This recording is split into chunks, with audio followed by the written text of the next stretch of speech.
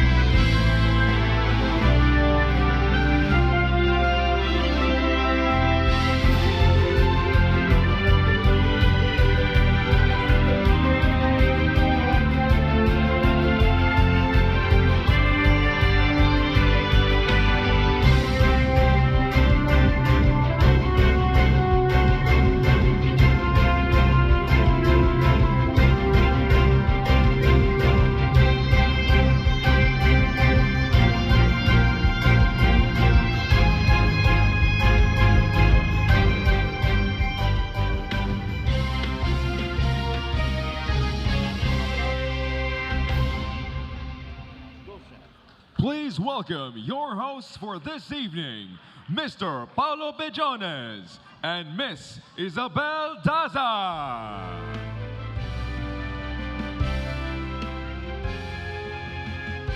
Good evening, ladies and gentlemen. Belle, good evening to you. Looking gorgeous as always. Oh, so I thank you. Magandang gabi, Paolo, at magandang gabi po sa ating lahat. Another big round of applause, please, for the Douglas Nieras Power Dance. Awesome, awesome. Great job, guys. Alam mo, Belle, itong kauna-unahang pagpaparangal sa mga communication teams ng ating pamahalaan. Napakahalaga po ng inyong tungkulin dahil po kayo ang direktang pinagkukunan ng impormasyon, hindi lamang po ng taong bayan, kundi pati na rin ng ating media. That's right. Being a communicator in the government is no easy task. Marami mang limitasyon, our nominees and awardees tonight have stepped up and proven that with creativity and innovation, government communications can be effective and dynamic.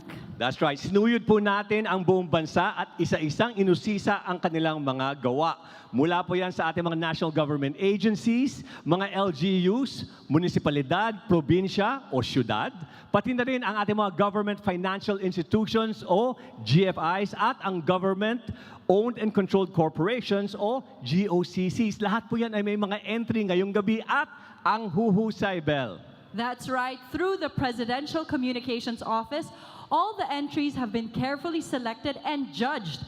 Among the awards and categories tonight are the Public Service Campaign Award. We have the Government Innovation Award. Outstanding Digital Campaign Award, and under that is the Website of the Year, the Best Short-Form Campaign, and the Best Long-Form Campaign. We also have the Best Infographic Campaign, the Viral Impact Campaign Award, and Digital Campaign of the Year. And not only that, Paolo, we also have the Champion of Integrity Award. And lastly, we have the Outstanding Public Communicator Award. Wow, ang daming awards. This is going to be an exciting night for everyone here. Indeed. Pero may tanong ako, meron ka bang favorite na Facebook page o di kaya website ng government agency? Okay, kung tutuusin, I think yung MMDA page dahil napaka-responsive nila, di ba? Real-time updates.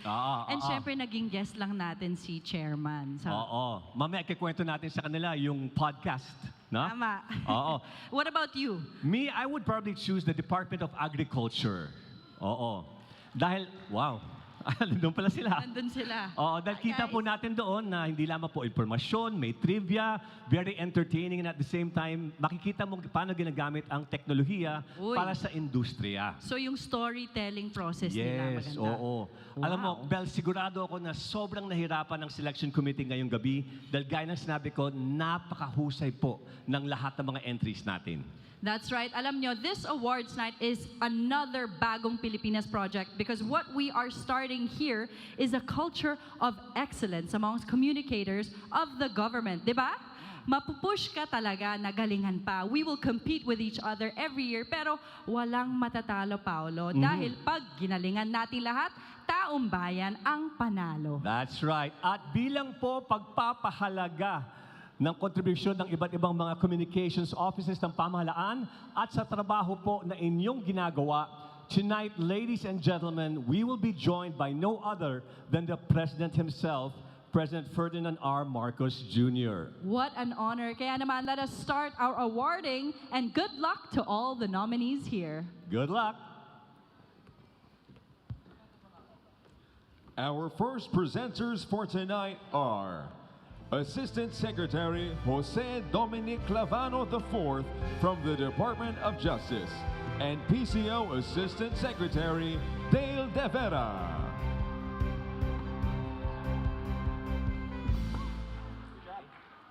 The Public Service Campaign award honors the most effective campaigns that actively involve and touch the lives of community members, from outreach programs, fun runs, cleanup drives, and many more.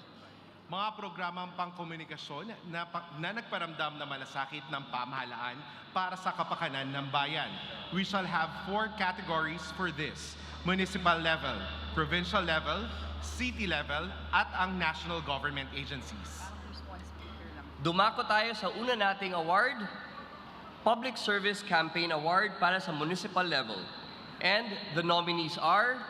And the nominees for Public Service Campaign Municipal Level: Tubahon Dinagat Island for Tubahon Rebranded, Lupon Davao Oriental, Kinahanglan Maligdong Project ICOR, San Francisco Agusan del Sur, Health and or Mental Health, Drug Abuse Prevention, Control, and Advocacies of the Drug Abuse Treatment and Rehabilitation Center, Loreto Agusan del Sur for Adlaw sa Kalinaw, Mendez Nunez Cavite for Lathala, a beacon of transparency and community engagement, Bacnotan, La Union, Diro Festival, the most beautiful festival in the north.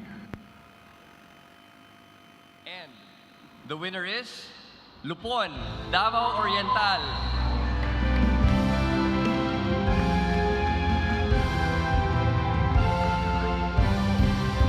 Mula sa pinagsanib na puwersa ng ICOM o Information Officers Committee at BICOM, Barangay Information Officers Committee, napaunlad ng ICOR ang paglilingkod publiko sa pamamagitan ng pagtiyak na ang bawat Luponian ay naririnig, kasali at may kakayahang tumugon sa mga hamon ng kasalukuyan.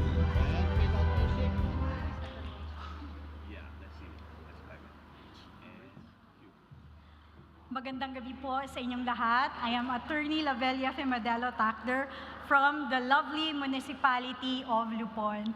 We really did not expect this award. This is the first time that the LGU Lupon has created the Municipal Information Office. And with this award, of course, I would like to thank our Honorable Mayor, Erlinda D. Lim, and our Vice Mayor, Santos Q. Alonso Jr. I also would like to especially mention the 66th Infantry Battalion, Kabalikat, most especially Charlie Company, for helping us move through the 21 barangays of Lupon. We also would like to thank all the 21 barangays of our municipality, and of course, thank you very much, Information Officers Committee and Barangay Information Officers Committee. Daghang salamat, mabuhay, and madayaw. Thank you and congratulations, Lupon, Davao Oriental. Para naman sa ating Public Service Campaign Award para sa provincial level, the nominees are... And the nominees for the Public Service Campaign Provincial Level: Northern Samar, Kauswagan Caravan, bridging private and public advocacies for community development. Biliran for G Consulta. Bataan for Kwentuhan Tayo Bataenyo. Kalinga, delivering information with integrity for Luminawa Kalinga. Pampanga, Alagang Nanay, empowering Kapampangans through accessible preventive health care services. And the winner is Bataan, Kwentuhan Tayo, Bataenyo. Ang programang Kwentuhan Tayo Bataenyo ay isang plataporma na naglalayong itaas ang kamalayan tungkol sa mga programa at inisyatibo ng pamahalaang panlalawigan ng Bataan. Isinusulong nito ang makabuluhang na pag-uusap sa pamagitan ng mga nakakatuwa at naaayong usapan.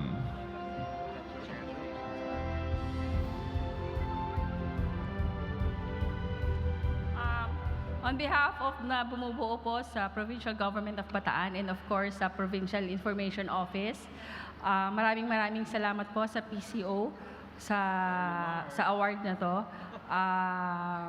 Magandang gabi at mabuhay po tayong lahat.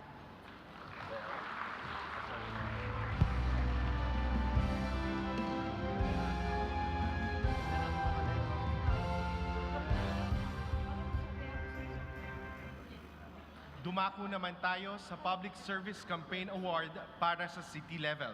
The nominees are... And the nominees for the Public Service Campaign City Level: Victorias Negros Occidental, Sidlak Victorias, Strengthening Community, Building Opportunity. Mati Davao Oriental for Maternal, Mental, Nutritional Recovery Family Caravan Program. Cebu City for Historia Tabi. And the winner is Victorias Negros Occidental. Ang inisyatibong Lunsod-Lunsad Victorias in Motion ay naglalayong itaguyod ang lungsod ng Victorias bilang isang kinahanglan maligdong Project I-Core Communication, Organization, Response, and Engagement Sidlak Victorias. Picture ba tayo?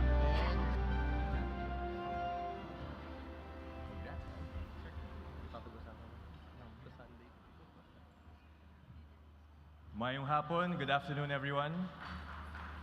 I'm Mayor Javi Benitez of Victoria City. Thank you so much for this award. It's truly an honor to get awarded by none other than PCO. And congratulations on the event, congratulations to all the awardees. This award is really for our Victoria's Information Office, headed by Ms. Joy Famini, and all the team members who are working very hard to promote accountability, transparency, and having an empowered citizenry in Victorias. And we're very proud to say that it has really helped fight against disinformation in our city. And we'd like to share all the small and big things that we do. And we're very proud of our work. So congratulations to all. Mabuhay ang Bagong Pilipinas at mabuhay po tayong lahat. Thank you. Thank you and congratulations, Victorias Negros Occidental.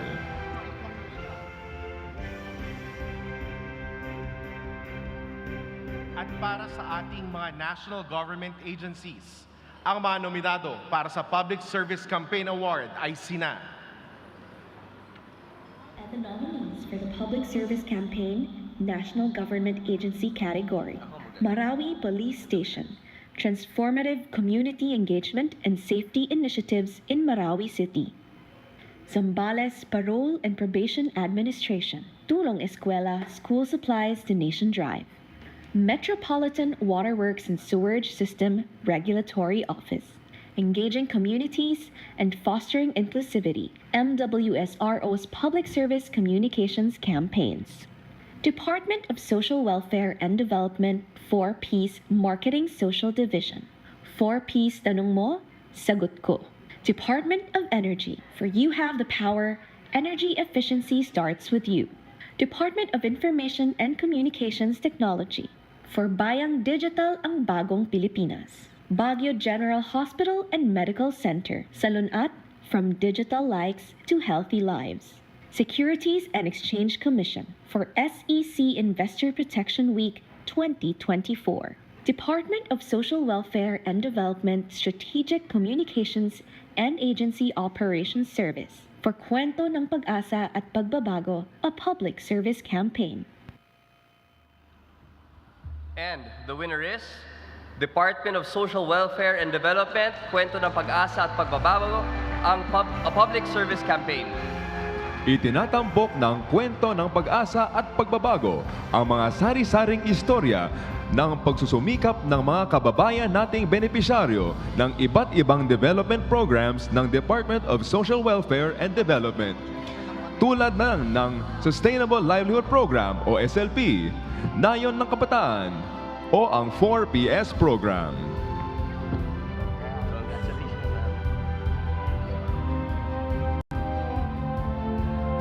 Magandang gabi on behalf of the Department of Social Welfare and Development at ng aming butihing Secretary Rex Gatchalian. Nagpapasalamat po kami sa Presidential Communications Office sa parangal po na iginawad sa aming pong ahensya.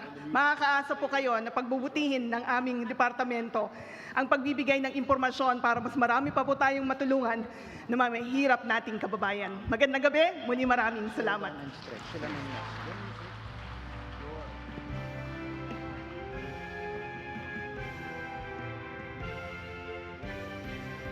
Thank you and congratulations to all the winners. Thank you also to PCO Assistant Secretary Dale De Vera and DOJ Assistant Secretary Jose Dominic Clavano IV. Maraming salamat sa ating mga presenters. Mga kaibigan, that's only our first set of awards this evening, but you can already feel the sense of pride and accomplishment ng ating mga winners and our nominees. That's right. And kahit they're competing with each other, the sense of camaraderie in this room, because after all, we are all government communicators. And Yes. it's already a victory to be recognized and acknowledged for your hard work and service. That's right. Kaya let's move forward to our next set of awards. Sa Bagong Pilipinas, meron tayong tinatawag na bagong teknolohiya. Yun. At marami mang bagong mga pagsubok, syempre mas marami naman ang mga makabagong solusyon. That's right. With creativity and imagination, we make do of what we have and sometimes come up with new ways of executing our communications plan and mandate. That's right. Ito po ang Government Innovation Award. To present this award are two distinguished individuals from the private and public sector.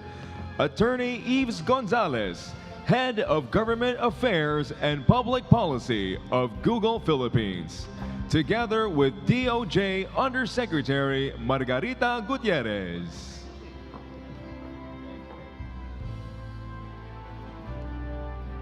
This award shall recognize outstanding campaigns by national line agencies, GOCCs, and GFIs that leverage technology and creativity to communicate. Ang dami na talagang mahuhusay, from editing videos and graphics to making use of every app and online platform available to coming up with even new programs to better effectively execute their agency's mandate. Ay nako, Yves, totoo yan. With the administration's thrust for digital transformation para sa isang bagong Pilipinas, all agencies and government offices are working doubly hard. Kaya simulan na natin para sa Government Innovation Award National Government Agencies category. Our nominees are... And the nominees for the Government Innovation Award for government-owned and controlled corporations and government financial institutions. Philippine Health Insurance Corporation for the mobile information for ARTA. Pag-ibig Fund for the Feel Pag-ibig at your fingertips through the virtual Pag-ibig.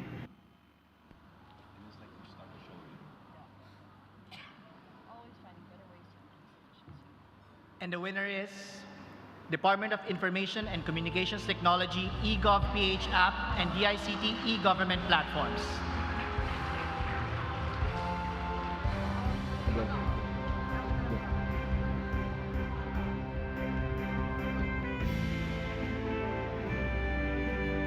Ang Department of Information and Communications Technology ang namumuno sa digital transformation ng ating pamahalaan upang maghatid ng epektibo, katiwa-tiwala at madaling maabot na mga serbisyong kailangan ng mamayan.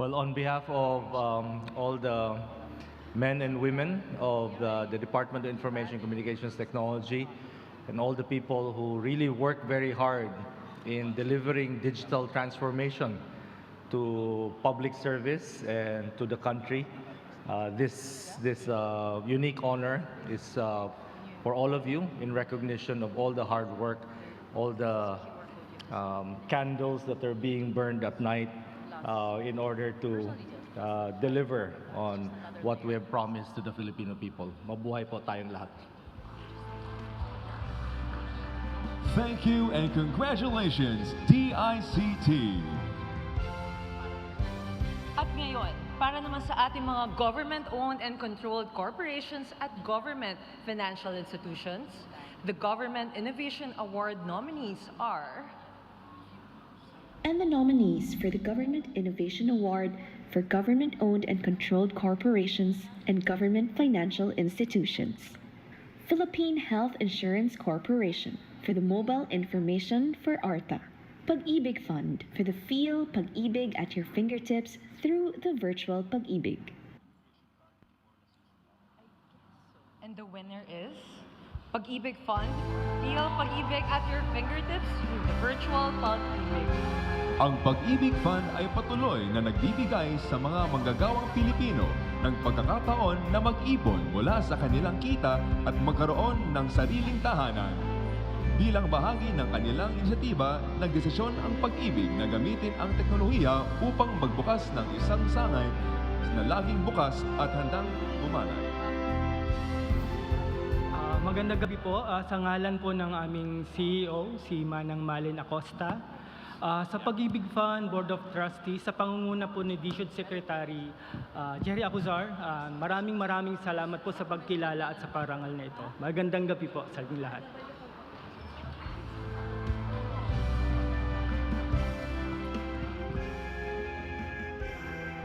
Thank you and congratulations to all of our winners.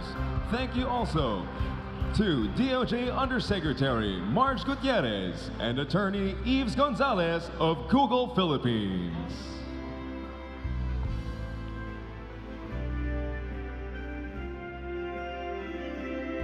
Ladies and gentlemen, we'd like to give you once again our gold medalists from the World Championship of Performing Arts, the World Champions, better known as TWC.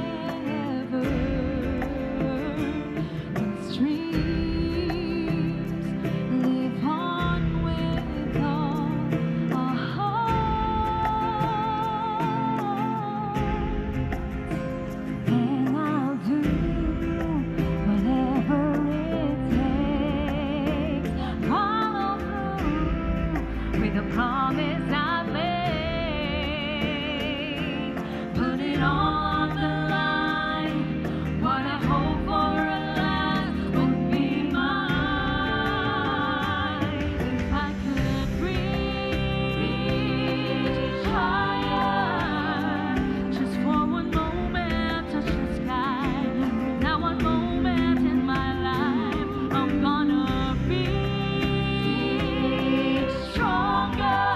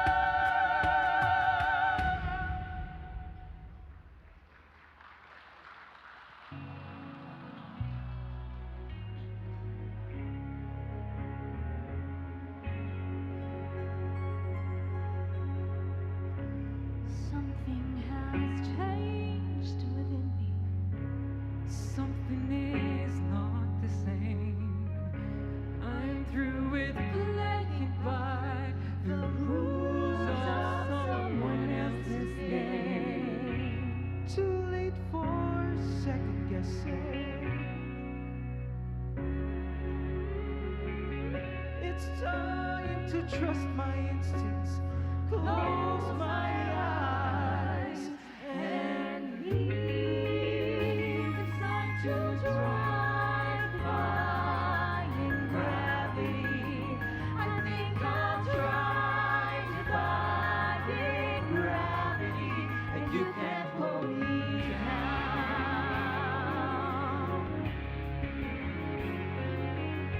I'm through accepting limits, 'cause someone says they're so.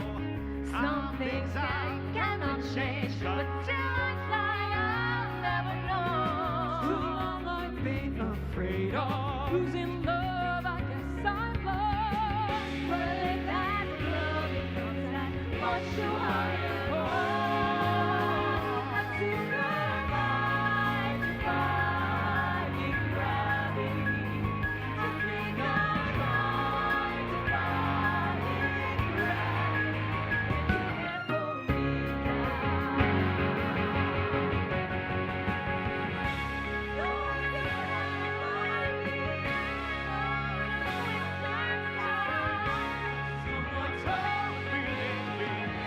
everyone because I stand too far. And if I'm flying so low, I'll be something like free. To those who run me, send a message back from me. Now I'm defying gravity.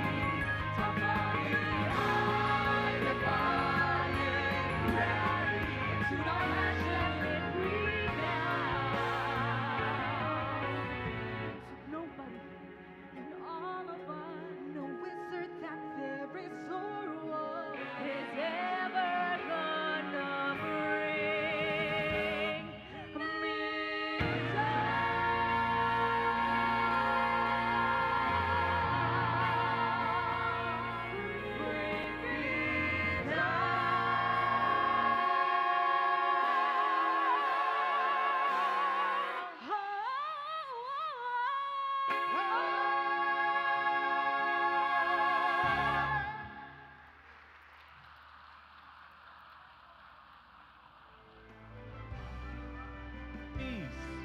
Another round of applause, please, for TWC. Wow. What an incredible performance. Makes your hair stand on end.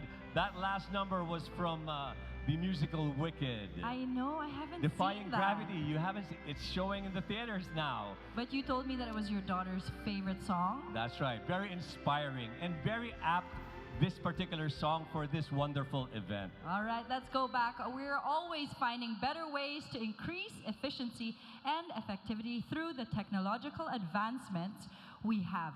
Yan ang bagong Pilipino. That's right. And you know, it's really, really great to see government agencies that implement these new innovations dahil yan po ang ramdam ng ating taong bayan.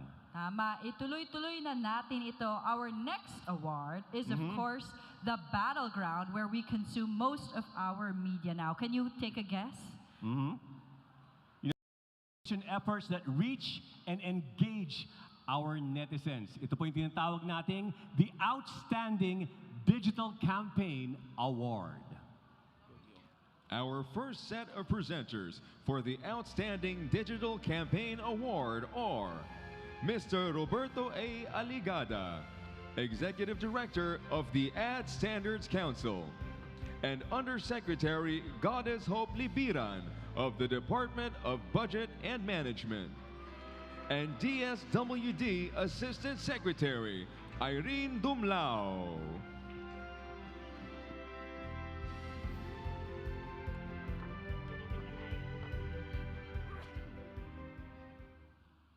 User-friendliness, accuracy of information, organized layout. These are but some of key components of an excellent website. Para naman madaling intindihin, mabilis mag-load at gamitin, at higit sa lahat, responsive o may mararamdaman kang agarang tugon. Tama ka dyan, Yusek. So the first category for Outstanding Digital Campaign Award is Website of the Year. The nominees for this award are for the Outstanding Digital Campaign Website of the Year. National Privacy Commission, privacy.gov.ph. Department of Budget and Management, for the recalibration of the DBM website. Pag-ibig Fund, for the Add to Cart Pag-ibig Fund online public auction. And the winner is Pag-ibig Fund, Add to Cart, the Pag-ibig Fund online public auction. Ngayong 2024, inilunsad ang Online Public Auction o OPA bilang makabagong paraan ng proseso ng bidding para sa mga acquired assets, kasindali ng pag-add to cart sa online shopping. Nakatuon ang kampanyang ito sa mga potensyal na bidder. Good evening po. I am Jop Delmo from Pag-ibig Fund.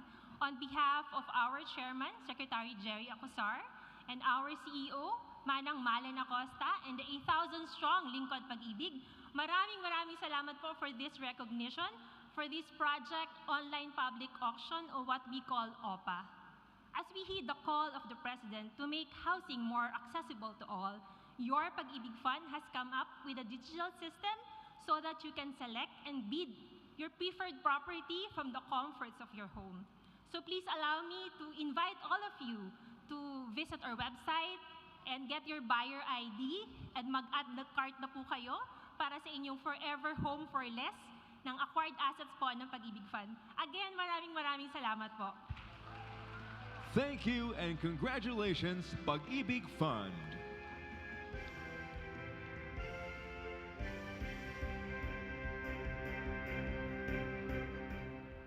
Ayan, actually, nung unang beses ko palang nakita itong si Sir Robbie, meron na po talaga akong gustong itanong sa inyo, sir eh. Ano po yon? Mahilig ka ba mag-TikTok?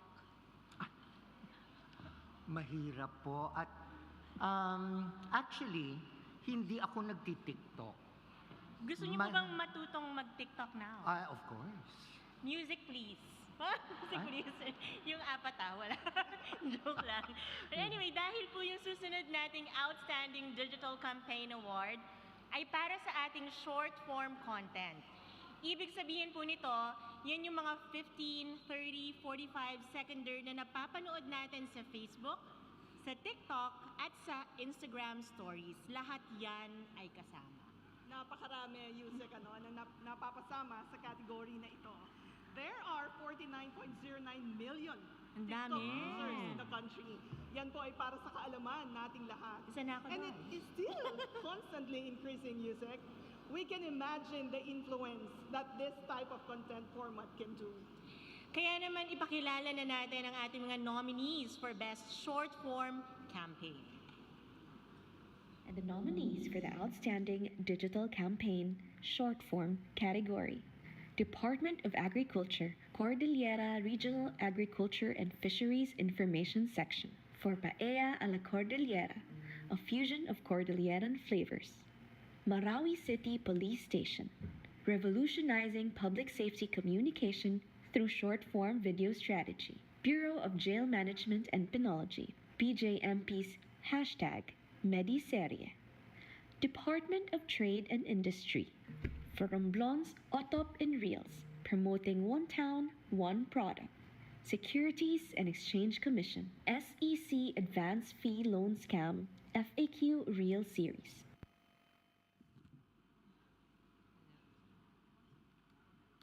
And the winner is Securities and Exchange Commission, SEC Advance Fee Loan Scam, Frequently Asked Questions Reel Series. Inilunsad ng Securities and Exchange Commission ang kampanya upang protektahan ang mga Pilipinong nagpapautang at nagpapahiram mula sa fraudulent advance fee loan schemes. Thank you, PCO, for recognizing not only the hard work of our communicators in government, and also the vital role that we play in advancing our shared vision of a Bagong Pilipinas. At the Securities and Exchange Commission, our communication goal has always been clear. We want to inform, educate, and engage our stakeholders to secure their financial future by helping them realize their entrepreneurial aspirations, guiding them toward smart investing, and protecting them from fraud. Every like, heart react, and thank you we receive from our stakeholders, and now this parangal from PCO, we relish and take as an affirmation of the good work that we do. At makakaasa po kayo, you can always check with SEC. Let me also thank the SEC management led by our chairperson and CEO, Attorney Emilio Villaquino, and our Commission Secretary, Attorney Armando A. Pan Jr., for trusting our very young team. Thank you to my teammates, Ara, Tiara, Ann, Alex, Patrick, Van, and special mention to Rhea and Welch, and of course our information officers from all over the country. Maraming salamat sa parangal. Thank you. Thank you and congratulations, Securities and Exchange Commission.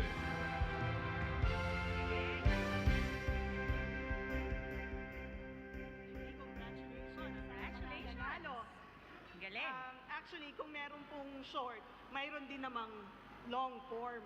Halimbawa niyan, yung mga vlogs.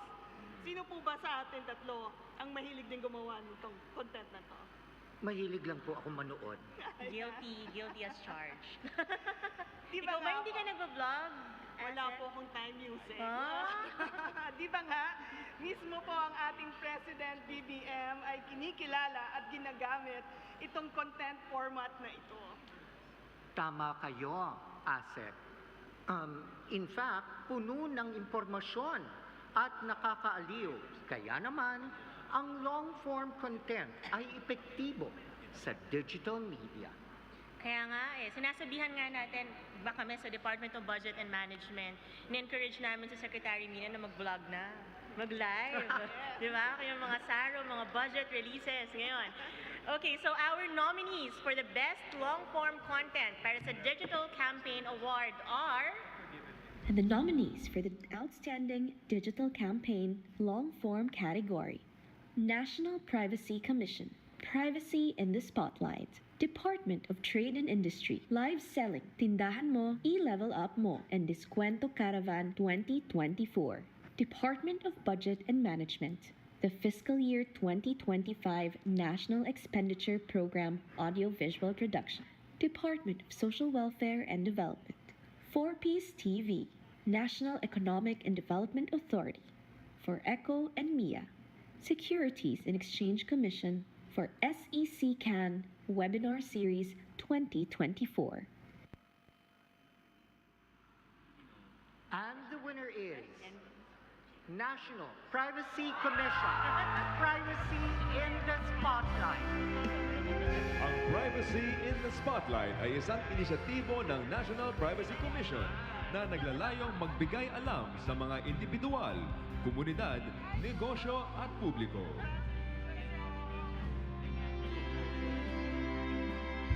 On behalf of the National Privacy Commission, we would like to thank PCO for recognizing the efforts of a very young agency in the government. First and foremost, I would like to thank, of course, the support of our dear Secretary, Sec Ivan, of the DICT. We are an attached agency of the ICT. Also, I would like to take this opportunity to acknowledge our Public Information and Assistance Division, headed by Dr. Roren Chin, for all your hard work. Ma'am, maraming salamat. Bilib po kami sa National Privacy Commission sa inyong lahat. At ang panalo na to, alay po natin sa mga kabataan in the future po na sila po ay matuto ng data protection. Maraming salamat po.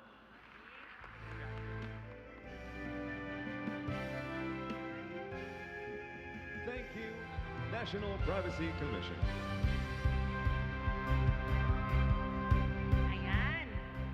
Ayan, buti na lang National Privacy Commission ang nanalo kasi parehas na nominees ang Department of Budget and Management at DSWD. So munti ka na kaming sabunutan ni Aztec Irene dito kanina. Buti na nanalo ang NPC and they deserve it, no? Yes.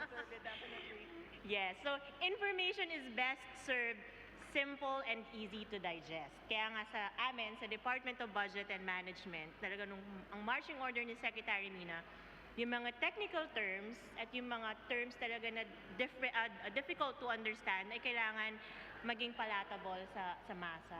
Diba? Tama ka dyan, Yusek. Ganyan din po ang ginagawa natin sa Department of Social Welfare and Development. Dahil kilala natin yung audience natin, yung mga kabilang sa mamahirap na sektor. So kinakailangan na mas mapaintindi natin sa kanila yung mga programa at serbisyo na ipinapatupad po ng ating gobyerno.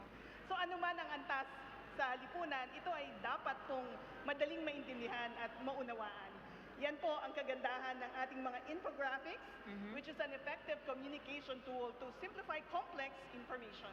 Yes, syempre kapag yung mga masa ang ating audience, hindi natin sila pwedeng tanungin ng what do you think is the rationale behind the medium-term fiscal framework of the government? Correct. O, di ba? How do you want to address inflation? Mga ganyan, di ba?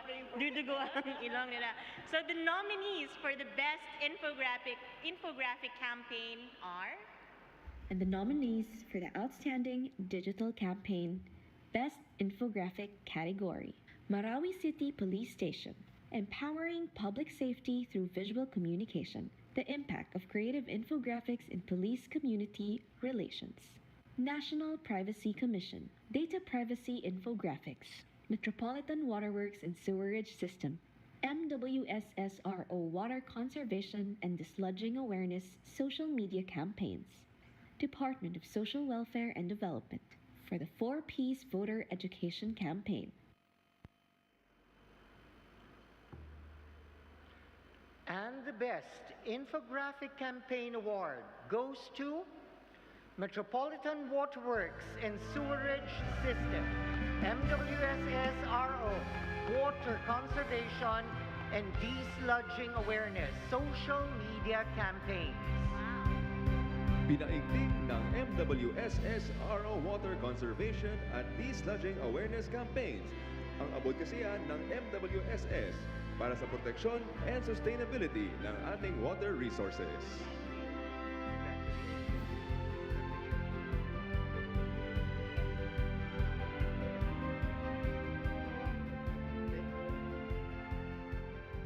Okay, good evening to everyone. I'm Patrick T. I'm the Chief Regulator of the MWSS Regulatory Office. And on behalf of the MWSS RO, we would like to thank the PCO for this recognition and for recognizing our trust for water conservation through our hashtag Save H2O with MWSS RO and for our environmental protection with our hashtag MWSSRO Dislodging 101. We'd like to thank also and recognize our Public Information Department. They're there, headed by Ms. Joan Antonio. Thank you for our good work and pushing us to get this award. And I'd like to also thank everyone also for being here.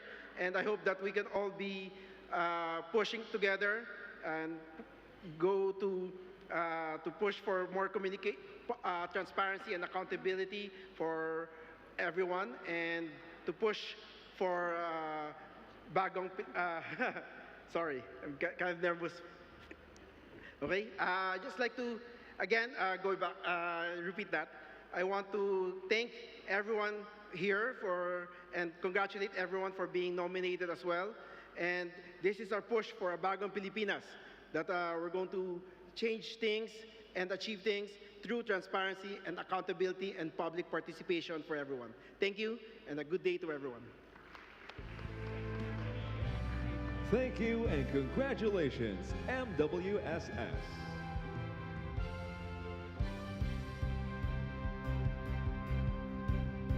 Okay, I think lahat tayo sa room na ito merong social media page. Yes. Of course. Yeah. The great thing about digital media is that there are many ways to measure the success of our efforts. Pinusuan ba? Na-like ba? Shinare ba nila? Yes, tama yan. It is measurable and quantifiable. And if you are savvy enough, it can even provide you with information kung ano ang demographics ng milyong-milyong taong ini-engage ng post mo. Kagaya, di ba, kapag tinitingnan mo yung insights section, malalaman mo kung mas marami bang nakikipag-engage sa'yo na lalaki, babae, saan nakatira, ano ba yung content na mas nakaka-engage sa kanila. Like, halimbawa sa page ko, sa USEC Goddess Hope Limor, o di ba pilinag? Sa page ko, napansin ko na kapag nagpo-post ako ng something about DBM, siguro marami na yung likes na 4,000, 5,000, marami na yun. Pero nung one time, nag-post ako, question lang yun about Maurice Racal and Rico Blanco. Grabe, 101,000 in 2 hours yata. So, na-realize ko na marami sa mga followers ko mahilig sa chismis. Marami ho talagang mahilig sa chismis. We will now proceed to the Viral Impact Award. This award gives recognition to the content that broke the internet, tulad ng sinasabi mo, Yusek, and surpassed regular metrics, talagang nag-viral. And the nominees are... And the nominees for the Outstanding Digital Campaign Viral Impact Award. Department of Agriculture, Cordillera Regional Agriculture and Fisheries Information Section for Paella a la Cordillera, a fusion of Cordilleran flavors. Bureau of Jail Management and Penology, BJMP Recruitment Video, No Sé Qué Paso. Department of Trade and Industry, Romblon Provincial Office, Romblon's Otop in Reels, promoting one town, one product.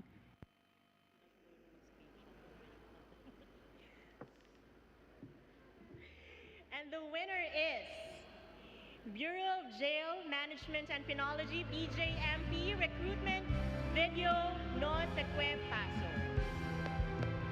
Ang No Sé Qué Paso trend sa Facebook at TikTok ang ginamit na paraan ng Bureau of Jail and Penology upang makuha ang kiliti ng social media users.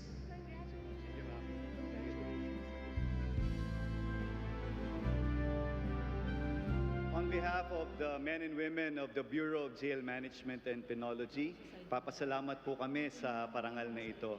I would also like to recognize the support and guidance of our DILG Secretary, Secretary John Vic Remulla. The BJMP is an attached agency of the DILG. And also to our Chief BJMP, Jail Director Roel S. Rivera. I would also like to highlight or recognize the efforts of our Community Relations Service Office, the Communications Unit of the BJMP. Together with me are my social media team, Inspector James Gonzalez, Inspector Colleen Panganiban, JO1 February Angeles, and JO1 Princess Macaranas. So mula po sa BJMP, maraming salamat po sa parangal na ito at magandang gabi po. Thank you and congratulations, BJMP, and congratulations to all our winners. And thank you to DBM Undersecretary Goddess Libiran, DSWD Assistant Secretary Irene Dumlao, and Mr. Roberto Aligada. Muli, palapakan natin ang lahat ng ating mga winners thus far. At maraming salamat muli sa ating mga presenters. And an even bigger round of applause for all the nominees here. Palakpakan po ninyo ang inyong mga sarili. Palo, 11 awards pa lang yan, and there's 3 more to go. That's right. Pero siyempre, marami tayong mga sorpresa pa para sa kanila. Bibitinin muna natin bago natin bigay ang next 3. But in the meantime, at this point, ladies and gentlemen, to deliver the message on behalf of the Presidential Communications Secretary Cesar Chavez, please welcome PCO Senior Undersecretary Emerald Redao.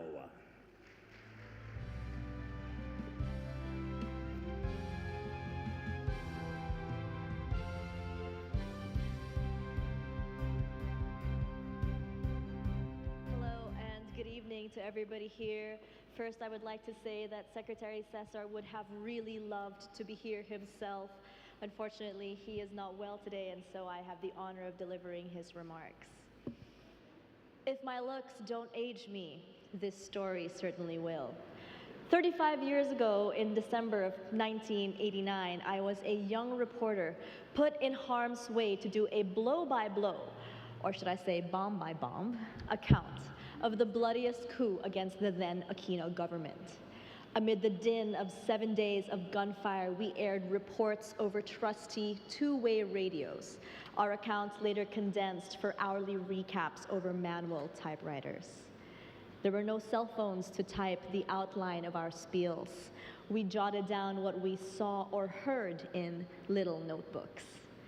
It was long before the dawn of the internet, so fact-checking done by the desk was done by pulling out files in libraries. And in the newsrooms, spell check was a dog-eared 5-inch thick dictionary. Since then, science has not stopped birthing technologies that aid in information dissemination. While traffic reports back then were broadcast live aboard a plane called Eye in the Sky, today one can deduce traffic simply by opening the Waze app. Or if footage is required, one can scramble a drone from the palm of their hand. With the flick of a finger, Google now opens to a universe of boundless information. And in this age of artificial and technology, there are now tools that aid or even autonomously write our copies. But having these gadgets does not make one an effective communicator. A smartphone does not make one a smart writer, is a quip that we often hear. While it is true that social media now provides everyone a soapbox to broadcast one's ideas to an audience of 1 to thousands, it does not make one immediately an authoritative messenger of the news. On the contrary, these platforms can be bullhorns for inanities or today's scourge of fake news. And I have just described a part of the landscape we in government information are navigating, where truth is constantly assaulted by trolls and facts are locked in battle with fake news. Yet your principals, your mayors, your governors, and your cabinet secretaries expect you to go tit for tat against purveyors of lies. But the rules of engagement you are bound to often do not make it a fair fight. You want to educate, to enlighten, and they engage people simply by enraging them. You are expected to take the high and hard road while your opponents travel on the low but dirty guardrails. The biggest institutional handicap that ties you down is that consumers of information prefer bad news over the good.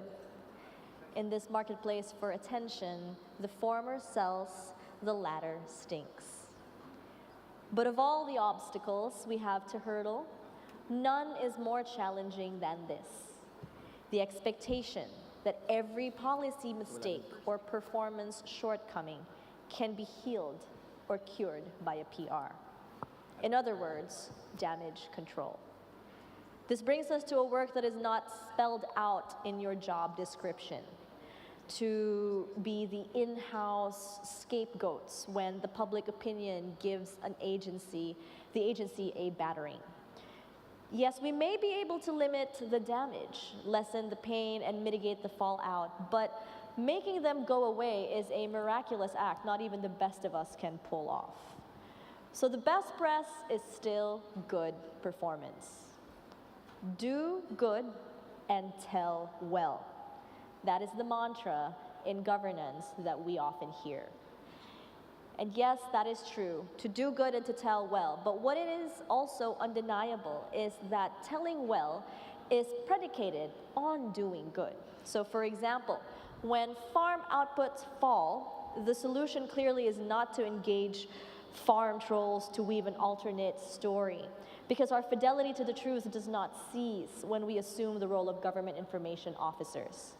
On the contrary, it should make us more committed to uphold that tenet.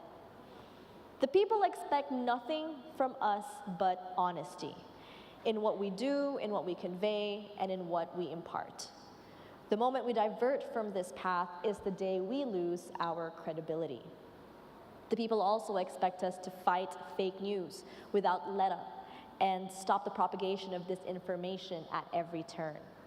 They count on us not to give an inch to those who employ lies to destroy democracy and devalue the progress we have achieved and distract from achieving our full potential as a capable people.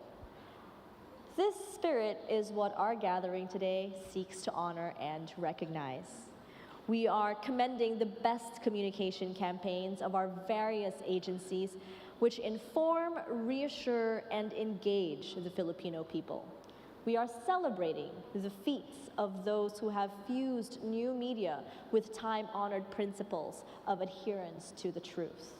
And we are showcasing the creative to disprove the perception that state information products are trite or boring when they can, in fact, be quite exciting.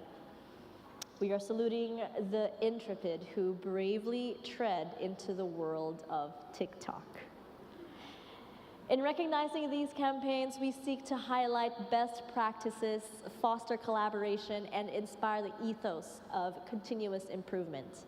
And by rewarding these exemplary individuals, we are showing their colleagues a proof of concept that is replicable. With that said, and on behalf of the Presidential Communications Office, I congratulate all the winners and all the nominees for your commitment to keeping the public informed of your respective programs. Your dedication truly makes a difference in our communities. Mabuhay po kayong lahat at mabuhay ang Bagong Pilipinas.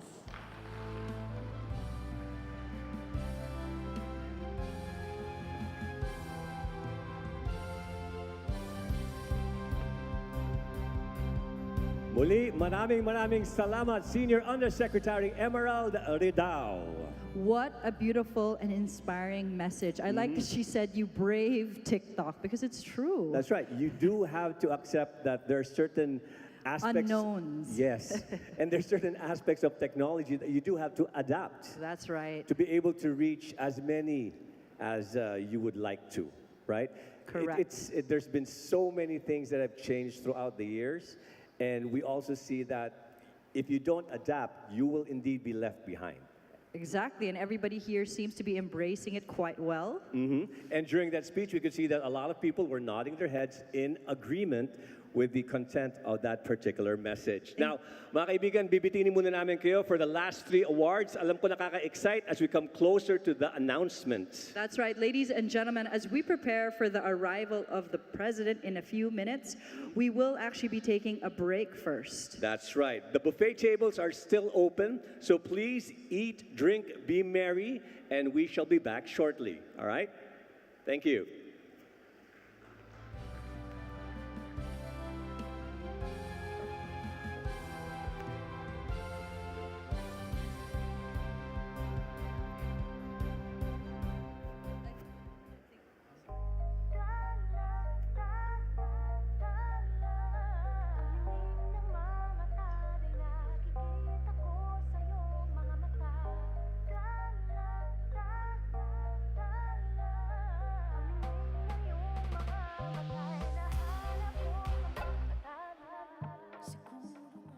Parangal na ito na hatid sa atin ng Presidential Communications Office ay nagsisilbi ring platform para maibahagi natin ng best practices pagdating sa effective government communication at makapukaw ng culture of excellence among government agencies.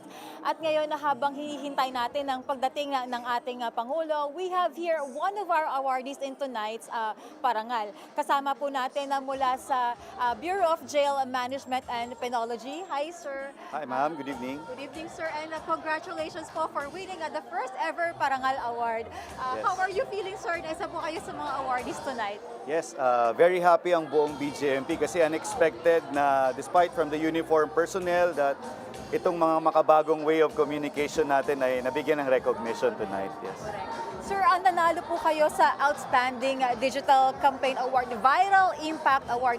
Sir, pwede niyo po bang i-share sa amin ano po yung story and inspiration niyo behind your TikTok video po? Yes, ang story po kasi nito is we want to have a recruitment campaign. Napansin namin, ang target audience talaga is mostly Gen Zs. At nagre-respond sila sa mga new forms of trends or communication. Kaya naisip namin mag-ride on sa trend ng No Seke Paso. Ito yung trend sa TikTok and Instagram. And since Gen Z ang mga social media staff namin, social media team, so nag-craft kami ng communications related to this trend. And ito nga, nag-viral siya in 1 hour, 2 million views, and I believe up to now, 17 million views na siya. So, it really gives traction sa new forms of communication, even uniformed personnel. Opo. Kamusta naman po, sir, ang naging feedback ng mga target na Gen Zs natin?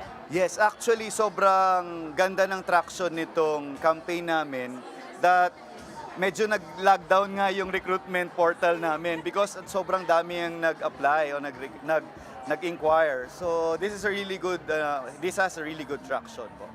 Sir, that's good to hear po, no? Mako-consider po ba na isa tong milestone achievement para sa BJMP? Yes, it's really a milestone since traditionally, ang communications po namin sa uniform personnel is very conservative.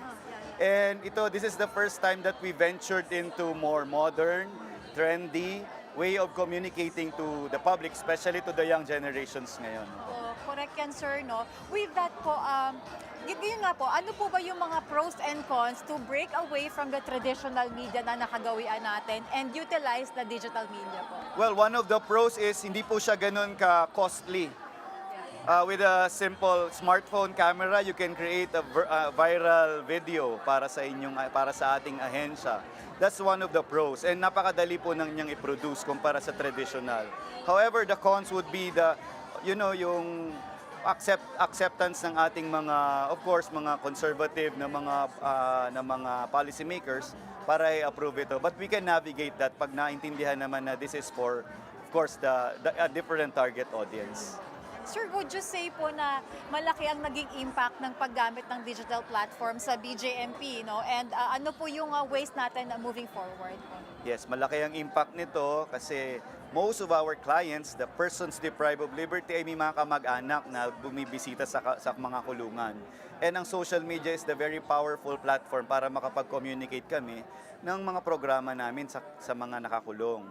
And ito nga po, moving forward, we want to enhance it more, of course, to create more communications material para mas matouch namin ng buhay ng aming mga kliyente, mga persons deprived of liberty at kanilang mga pamilya. Sir, with that po, no, I'm down to my last question po, sir.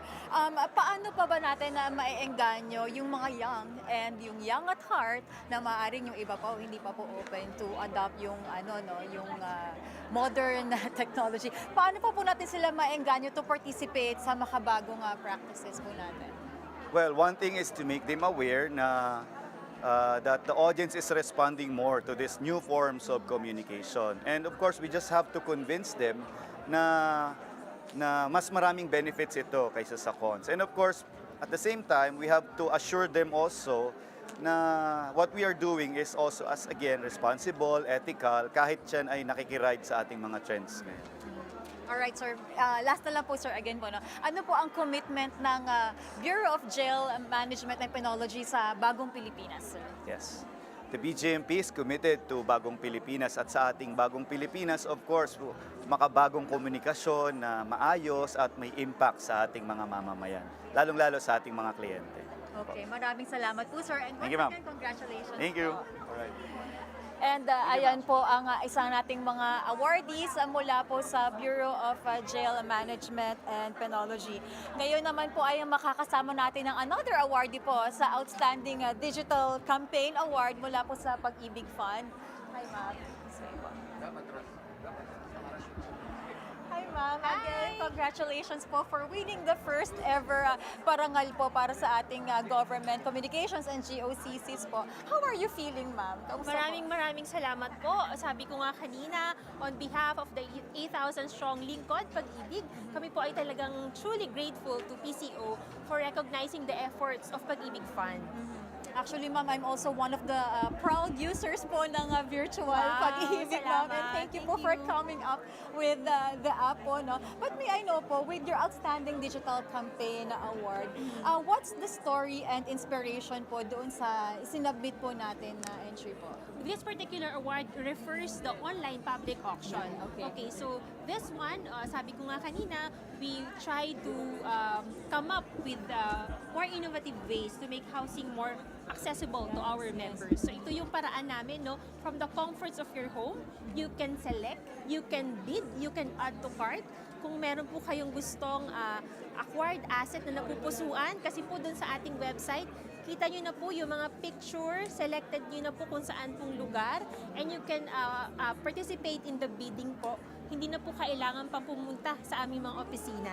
So that's a very good way po na mas kahit po yung ating mga OFWs ay pwede pong sumali dito sa ating online public auction or what we call OPA. Ayan. Oh, I see, ma'am. And then from our online public auction po, meron po ba tayong other measures po na ginagawa moving forward po? Ang pag-ibig naman talaga ay into digital transformation. So, bago kami mapunta dito sa online public auction, mamaya ay kakausapin mo ang aking kasamahan din. Dahil meron din kaming virtual pag-ibig fund. Virtual pag-ibig, that is our online branch kung saan ay pwede kang mag-transact. Anything that you can do in the physical office, yung branches namin, pwede mo nang gawing online. You don't have to leave your homes, you don't have to travel pa o matraffic pa kasi pwede mo nang gawin online. Kung ano man magbabayad ka, kung i-invest ka, kung ikaw ay mag-save, so kayang-kaya na yan through our digital system. Ma'am, gaano kalaking impact po sa pag-ibig po yung paggamit po ng digital platforms para maiparating natin yung services sa ating mga kababayan? Napakalaki ng impact nito, no? And we're very fortunate na bago magkaroon ng COVID ay nakapag-launch na kami ng aming virtual pag-ibig. So, hindi kami masyadong nahirapan during the COVID period, no? Dahil patuloy ang aming serbisyo sa aming mga members during that time. Dahil kami ay open 24/7 through our online website. That's our virtual pag-ibig. Ma'am, hindi po ba naging mahirap po yung shift, yung transition po natin to digital? Noong umpisa, syempre, no, at ang Pag-ibig Fund naman ay laging may option. So, hindi namin sinasara ang aming mga opisina. So, hindi siya totally online. So, if you prefer to go the traditional way, gusto mong bumisina sa opisina, o kaya ay magbayad through our many payment facilities, ang mga payment partners namin, pwede mo pa rin gawin. So, you have an option. You go digital or you go the traditional way, pwede kayong bumisita sa aming mga opisina. Yes. Ma'am, I'm down to my last question po. Ano po ang commitment po ng Pag-ibig po as we envision to achieve a bagong Pilipinas po? Ang Pag-ibig Fund ay patuloy na makikiisa sa ating pamahalaan, no, sa ating government, and we will always heed the call of the President to find more innovative ways in making Pag-ibig Fund closer to our members by providing more accessible ways of having their own homes o kaya ay encouraging them to save. Alright. Thank you very much, ma'am. Thank you so much. And congratulations. Thank you. Thank you, ma'am. And we also have another government innovation awardee mula rin sa Pag-ibig. We have Mr. Jonathan Haber. Hi, sir. Hello, magandang hapon po. Okay po. Congratulations po, sir, for winning the award po. Salamat po. Kagaya po na nga natanong ko kanina sa kanila. First of all, how does it feel po to win the first ever parangal para sa government communicators? Lubos po kaming nagpapasalamat sa pagkilala po ng PCO. Sa ngalan po ng aming presidente at CEO na si Manang Malen Acosta. Maraming salamat po sa parangal na ito. Sir, can you tell us po the story and what's the inspiration po behind the project that you work po? Ang virtual pag-ibig, nagsimula yan, parang gusto namin bawat miyembro, mayroong isang branch, pag-ibig branch sa kanyang kamay, pwede niyang ibulsa, lahat po ng serbisyo na pwede niyang i-avail sa aming branch, instead na pumunta siya sa branch, i-click na lang niya sa kanyang mobile device. So nagsimula po ito na makikita po niya o mamamonitor niya yung mga hulog niya sa pag-ibig. At the same time, pati pagpa-file po ng loan, pagbabayad po ng kanilang contribution, MP2 housing loan, pwede na po sa kanilang mobile phone.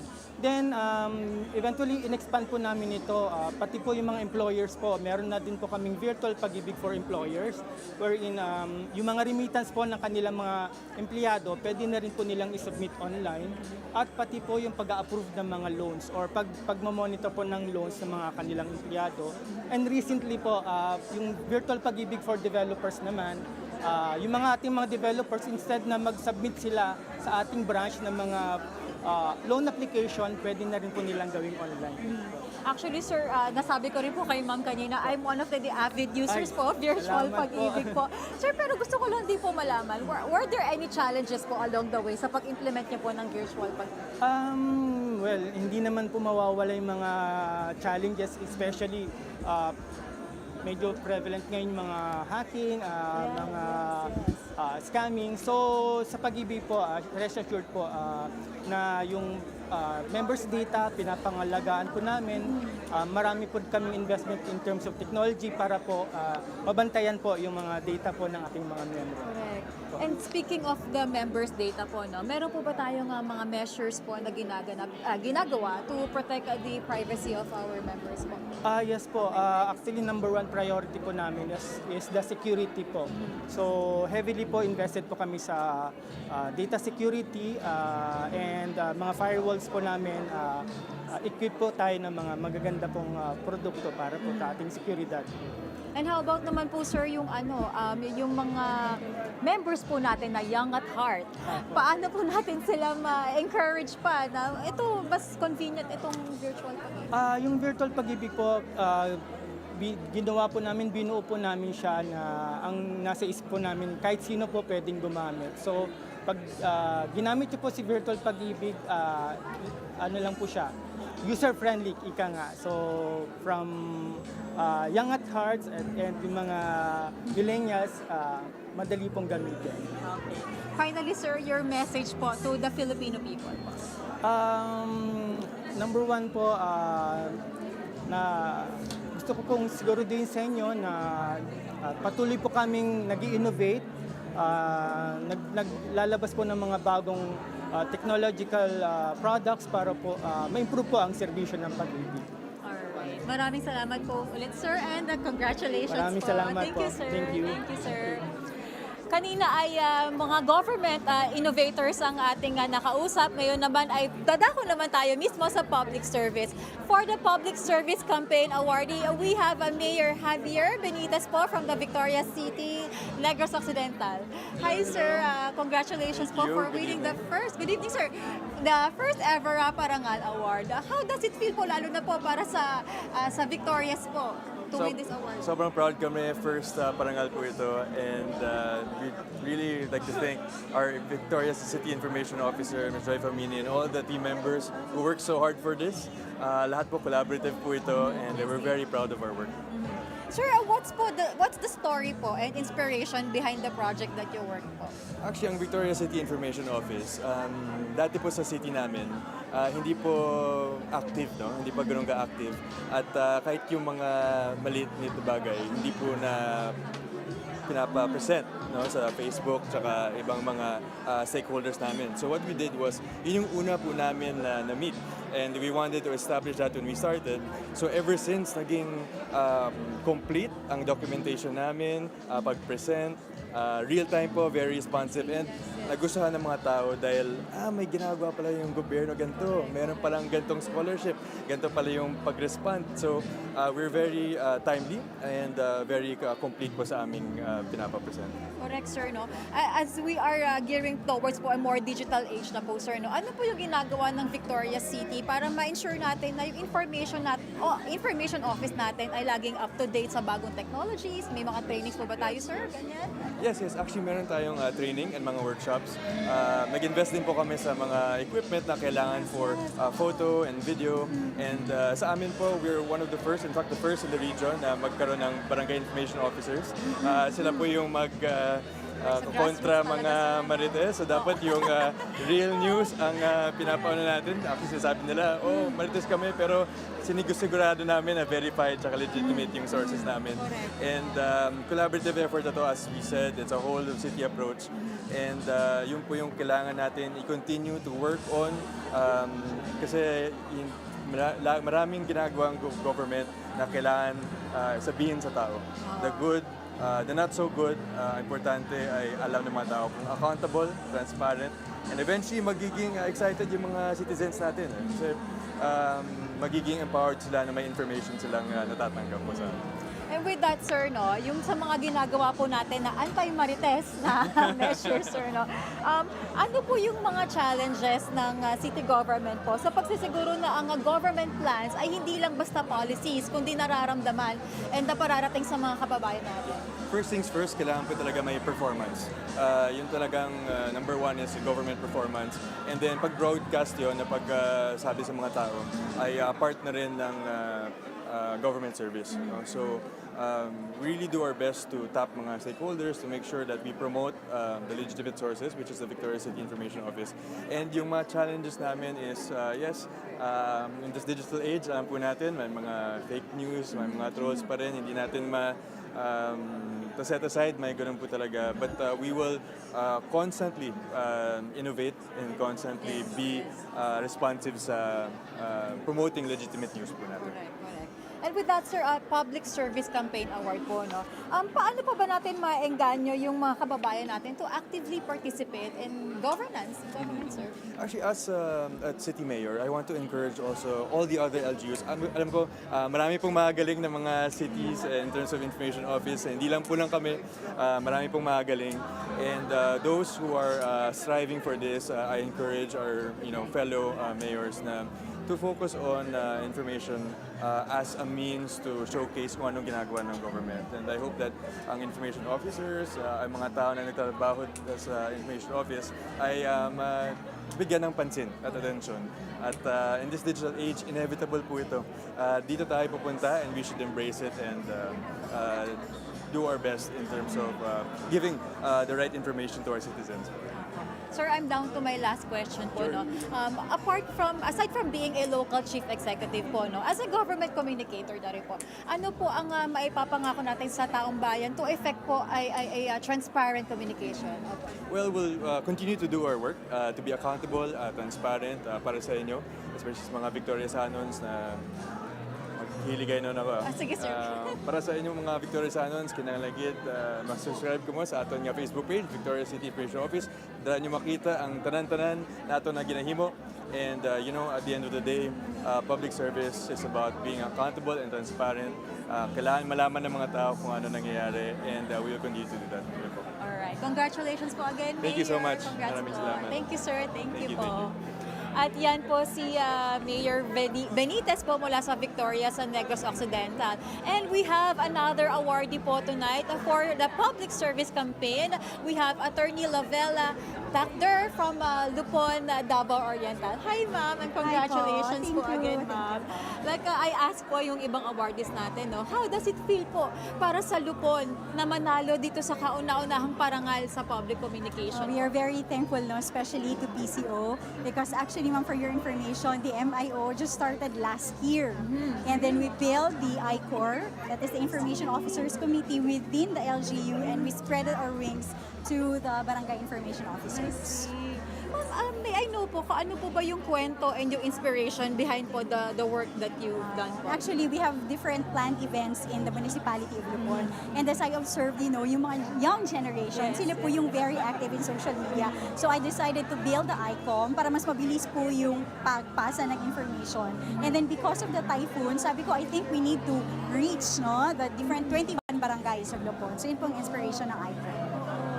Na-mention mo po yung typhoons, ma'am. Yes, May I ask na rin po, ano po yung mga naging challenges natin along the way? How did we reach the remote areas po? And yun nga po, when disaster comes, ano po yung mga measures na ginagawa natin? That is why hindi lang po kami information officers. We also, nag-training po kami sa aming disaster communication. Nag-training po kami sa ICS, Incident Command System, with our capacity building po. So lahat po ng ating information officer nakapag-training na po para responsive po tayo pag may disasters po. Actually, ma'am, very timely po yun. Yes like po. si President Marcos Jr. po, lagi po niyang, at the heart of the administration, lagi pong pinapromote yung DRRM, Yes po. and yung disaster preparedness ng mga kababayan natin. Naisip ko lang din po, ma'am, now that we are shifting to digital media na po, no, paano po natin maiengganyo yung mga kababayan natin na let's try this kasi this will make this life So, easier. aside po from empowering our LGU page, that is LG Lupon page, so follow niyo po yan. We are also spreading our wings po kasi meron na kaming ICOM, may BICOM. Our next project po is iCampus and we will be spreading po sa ating Department of Education para empower din po ang ating mga kabataan, especially our students. And with that, Mama, no, kasi nga tayo ay Public Service Campaign Awardee po. Ano pa po yung mga action, measures na ginagawa natin to ensure na yung mga government plans po ay hindi lang basta policies or official statements, but na nararamdaman at na-i-implement din ng ating mga kababayan? We post po agad-agad the different projects that Lupon is doing. Meron din po kaming disaster communication. We are also planning to build our radio information system po para everyone can be reached kasi po not all 21 barangays have internet connections po. So yan po ang aming next project para kahit radyo po, maririnig po tayo ng ating mga kababayan po. Would you say po ba, ma'am, na malaki po ang naging impact sa pag-shift natin to digital media? Yes, of course, kasi you cannot really stop innovating technology. So we are very proud po na kahit we are just a small municipality, but we are we are an SGLG awardee for the 7th time. So it means that we are really innovating our different projects po in Lupon. Your municipality, ma'am, no matter how small, pero nothing is impossible. Yes, we are multi-awarded po. Congratulations pala to our mayor and our vice mayor. Yeah, and congratulations din po sa inyo, Thank you ma'am. po. Thank you And very lastly much. na po, ma'am, as a government communicator yourself po, ano po yung commitment natin, lalo na po sa larangan ng communication, to para sa isang makabagong Pilipinas? The information officer po, or the municipal information officer commits po to post timely information, to update our Luponians, and to always be responsive in different communication technologies po sa aming municipality. Yun lang po. Alright, maraming salamat po, attorney. Thank you. And Thank you so much. we hope to see you again next Yes, year, next year ma'am. po. Congratulations po. Thank you, ma'am. Alright, at yan po ang ating ilan sa ating mga awardees in tonight sa Parangal para sa mga public communicators na handog sa atin ng Presidential Communications Office. Maya-maya lamang po ay darating na ang ating mahal na Pangulo, kaya huwag kayong aalis.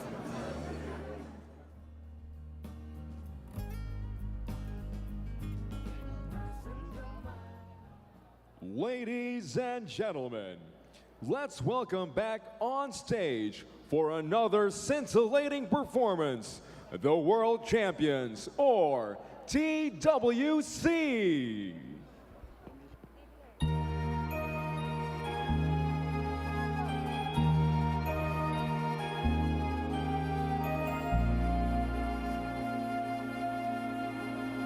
This is the moment, this is the day when I send all my doubts and demons on the way. Every endeavor I have made ever is coming into play, is here and now today. This is the moment, this is the time when the momentum and the moment are in rhyme. Give me this moment, this precious chance. I'll gather up my rest and make some sense at last. This is the moment when all are done, when all the dreaming, scheming and screaming become one. This is the day, see it sparkle and shine, when all I've lived for becomes mine. For all these years I faced the world alone, and now the time has come to prove to them I've made it on my own. This is the moment, my final test. Destiny beckoned,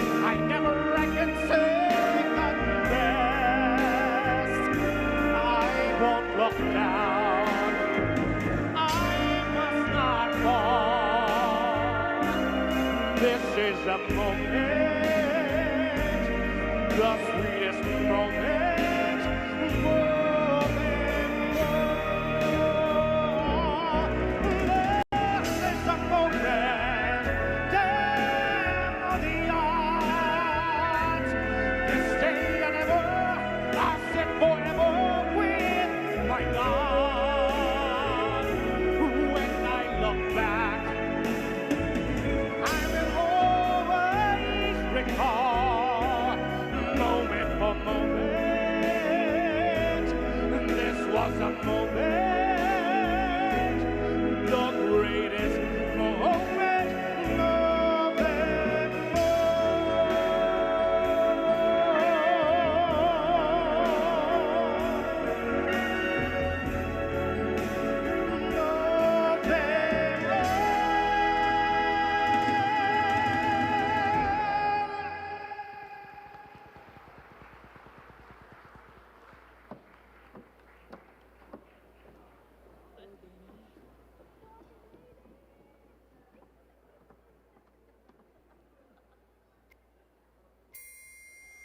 Whenever I see someone less fortunate than I, and let's face it, who isn't less fortunate than I? My tender heart tends to start to bleed. But when someone needs a makeover, I simply have to take over. I know exactly what they need. And even in your case, though it's the toughest case I've yet to face, don't worry, I'm determined to succeed. Follow my lead, and yes, indeed, you will be popular. You're gonna be popular. I'll teach you the proper ploys when you talk to boys. Little ways to flirt and flout. I'll show you what shoes to wear, how to fix your hair. Everything that really counts to be popular. I'll help you be popular. You'll hang with the right cohorts. You'll be good at sports. Know the slang you've got to know. So let's start, 'cause you've got an awfully long way to go. Come on! Don't be offended by my frank analysis. Think of it as personality dialysis. Now that you've chosen to become a palisade, you're an advisor, there's nobody wiser. Not when it comes to popular. I know about popular, and with an assist from me to be who you'll be, instead of Jerry who you were. Well, R is nothing that can stop you from becoming popular. Lar. Da, la, la, la. We're gonna make you popular. When I see depressing creatures with unprepossessing features, I remind them on their own behalf to think of celebrated heads of state or especially great communicators. Now, did they have the brains or knowledge? Don't make me laugh. They were popular. Please, it's all about popular. And they've got aptitude. It's the way you're viewed, so it's very shrewd to be very, very popular like me. And though you protest your disinterest, I know clandestinely you're gonna be embarrassed because of popularity. La la la la la la la la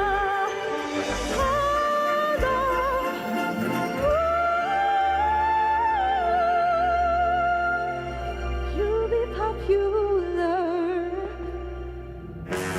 just not quite as popular as a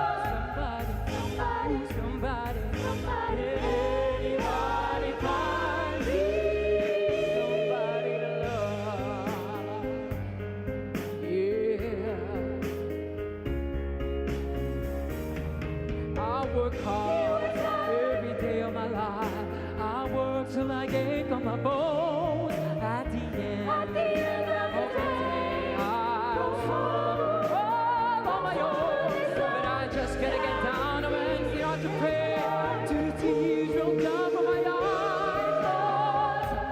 Somebody, somebody, can anybody find me?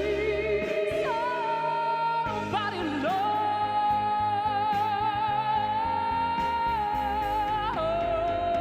You wake up every day. I try and I try and I try, but everybody wanna pull me down. You say I'm going crazy. You say I got a lot of water in my brain. I got more problems than he's got nowhere left to be.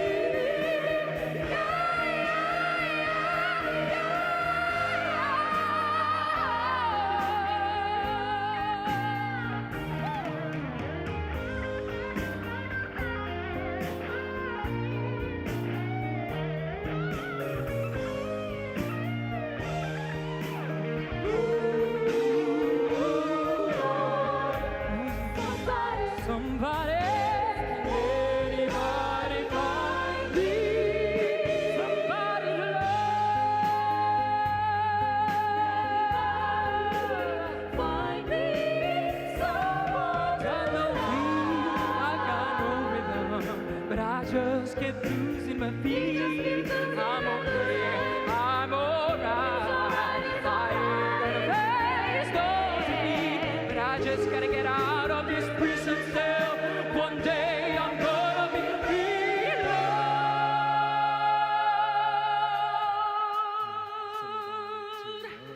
Find me somebody to love. Find me somebody to love. Find me somebody to love. Find me somebody to love. Find me somebody to love. Find me somebody to love. Find me somebody to love. Somebody to love. Find me somebody to love. Somebody,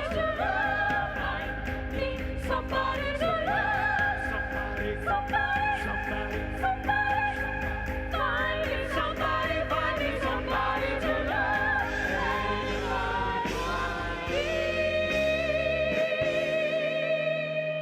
Somebody to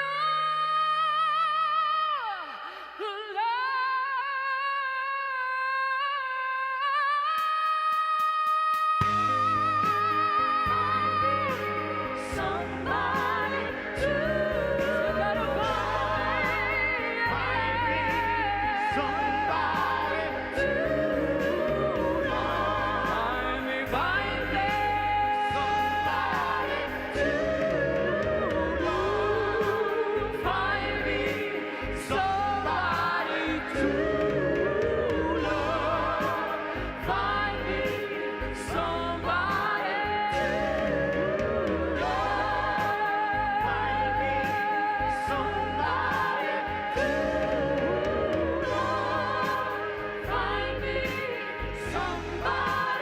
to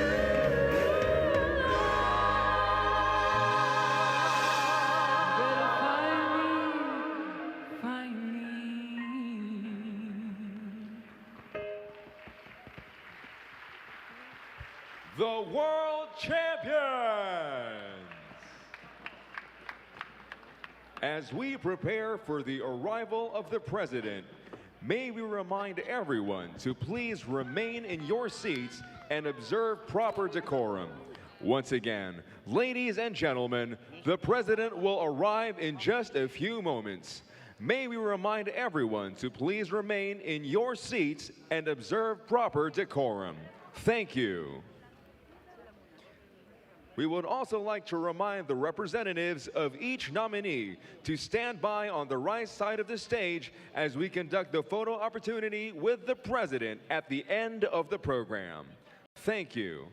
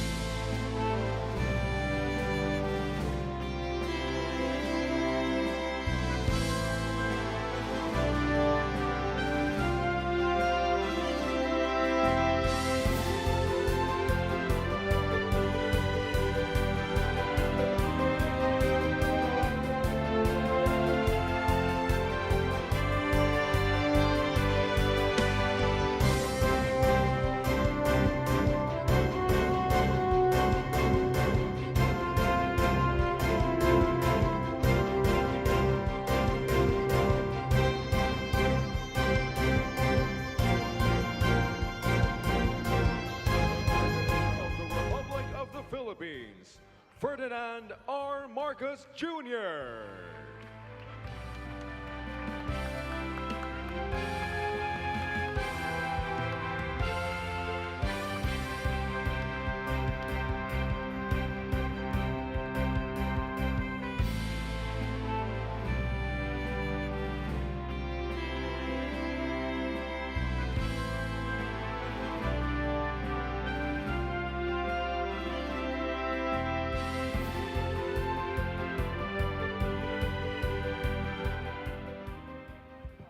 Good evening, everyone, and welcome to Parangal, Gawad Kahusayan sa Komunikasyong Pampubliko.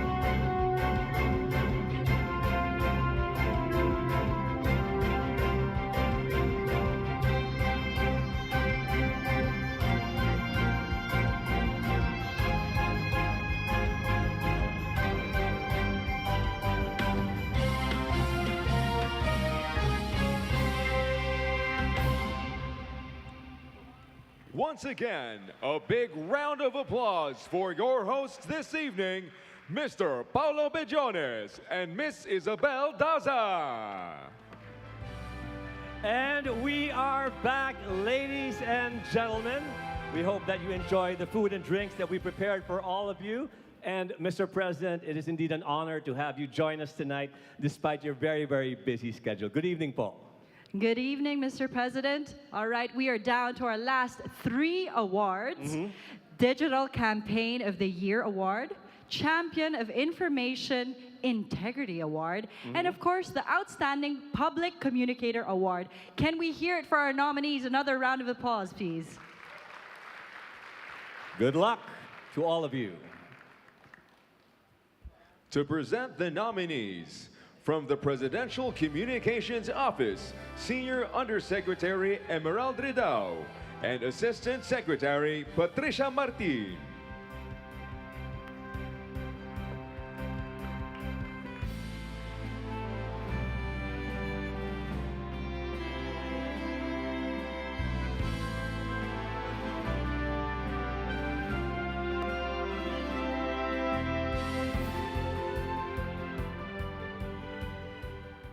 The Outstanding Digital Campaign of the Year Award goes to the agency that has maximized the use of digital platforms and innovations to amplify their programs and communication materials. Dahil ang Bagong Pilipino ay sumasabay sa mabilis na pagbabago sa teknolohiya. The nominees for Outstanding Digital Campaign are And the nominees for the Digital Campaign of the Year, Department of Trade and Industry, Mimaropa Regional Office. Ano ang obra ng Mimaropa? Department of Agriculture, Cordillera Regional Agriculture and Fisheries Information Section. For Paella a la Cordillera, a fusion of Cordilleran flavors. Marawi City Police Station, Digital Transformation and Public Safety through Innovative Communication. National Privacy Commission, Privacy Awareness Week 2024, Bureau of Jail Management and Penology, Hashtag Likhang Loob, Metropolitan Waterworks and Sewerage System, for the MWSSRO, Water Conservation and Desludging Awareness Social Media Campaigns, Department of Information and Communications Technology, National ICT Month 2024, Bayang Digital ang Bagong Pilipinas. Securities and Exchange Commission for the SEC Advanced Fee Loan Scam Information Campaign. Ilocos Region Police Online Law Enforcement Community Affairs and Emergencies. For the ePolice, eBuzz, ER mobile application, enhancing public safety through technology. Department of Social Welfare and Development. Hashtag, Bawat Buhay Mahalaga sa DSWD. And the winner is MWSSRO Water Conservation at Desludging Awareness Campaigns. Ang MWSSRO Water Conservation at Desludging Awareness Campaigns ay sumasalamin sa inclusivity at pagkakaisa sa pamamagitan ng sama-samang pagkilos at environmental sustainability. Thank you. Okay, thank you very much. I didn't expect this. Please expect that the MWSSRO will be one with everyone here, including the PCO, to build a brighter, better Bagong Pilipinas. Thank you very much. Thank you and congratulations, MWSSRO.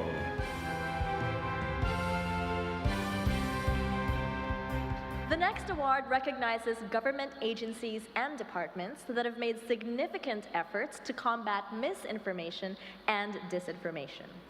Elevating the quality of information while promoting transparency and trust within the community. This is the Champion of Information Integrity Award. And the nominees are And the nominees for the Champion of Information Integrity, Metropolitan Manila Development Authority for the MMDA Road to Zero Waste, Cleaner, Greener Metro Manila. Department of Budget and Management, building a better informed citizenry through fiscal transparency. Metropolitan Waterworks and Sewerage System, championing truth and public trust through MWSSRO's transparency efforts.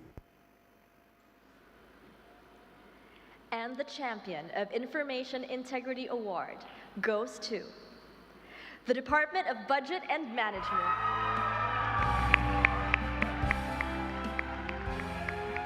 Isinusulong ng Department of Budget and Management ang fiscal transparency at good governance sa pamamagitan ng paggamit ng iba't ibang multimedia platforms tulad ng print, video, social media at website.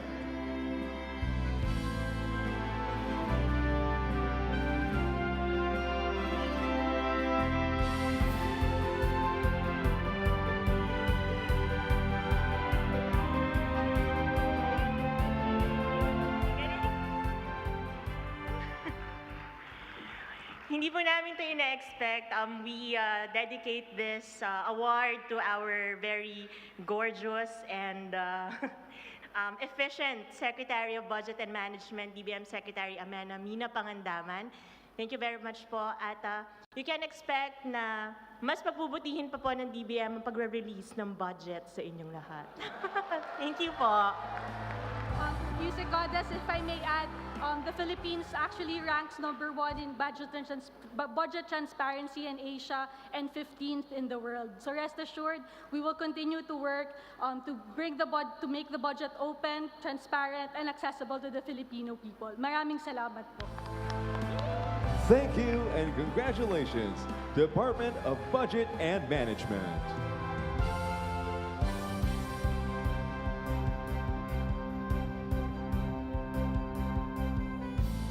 And last, but certainly not the least, we have the Outstanding Public Communicator Award. Ang bawat ahensya ay nagtatalaga ng opisyal na kumakatawan sa kanilang organisasyon upang maghatid ng impormasyon at bigyang linaw ang mga katanungan ng media at publiko. The nominees for Outstanding Public Communicator are The nominees for Outstanding Public Communicator are Assistant Secretary Albert Domingo, Department of Health. Undersecretary Ariel Nepomuceno, Office of Civil Defense. Undersecretary Felix William Fuentebella, Department of Energy. Undersecretary Goddess Hope Libiran, Department of Budget and Management. Assistant Secretary Irene Dumlao, Department of Social Welfare and Development. Commodore J. Tariela, National Task Force for the West Philippine Sea. Police Brigadier General Jean Fajardo, Philippine National Police. Assistant Secretary Jose Dominique Clavano IV, Department of Justice. Ambassador Maria Teresita Daza, Department of Foreign Affairs. Assistant Secretary Renato Paraiso, Department of Information and Communication Technology. And the Outstanding Public Communicator Award goes to, from the Department of Social Welfare and Development, Assistant Secretary Irene Dumlao. Si Assistant Secretary Irene Dumlao ang tagapagsalita ng Department of Social and Welfare Development Disaster Response Management Group, Office of the Secretary Concerns at Data Protection Officer. Sa kabila ng anumang hamon, lalo na sa panahon ng krisis, si ASEC Dumlao ay naghahatid ng impormasyon para sa ating mga kaibigan sa media at sa publiko.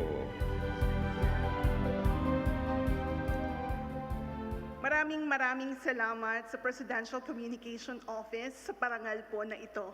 Isa lamang po ang trabaho ko bilang communicator ng gobyerno. Ito ay ilapit ang serbisyo ng ating pong pamahalaan sa mga mamamayang Pilipino. Makakaasa po kayo na ipagpapatuloy natin na sa Bagong Pilipinas, magiging buo ang tiwala ng mamamayang Pilipino sa administrasyon na ito. Maraming salamat. Thank you and congratulations to all of our winners. And thank you, Undersecretary Emerald Ridao and Assistant Secretary Patricia Martin.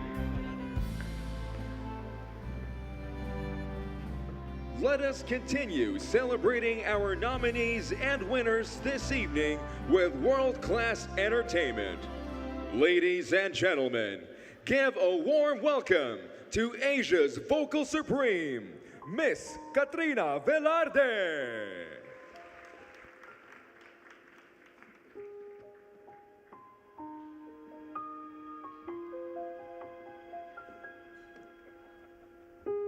I'm trying to hold my breath. Let it stay this way. Can't let this moment end. You set up a dream in me, getting louder now. Can you hear it echoing? Take my hand. Will you share this with me? 'Cause darling, without you, all the shine of 1,000 spotlights, all the stars we steal from the night sky will never be enough, never be enough. Towers of gold are still too little. These suns could hold the world, but it'll never be enough, never be enough.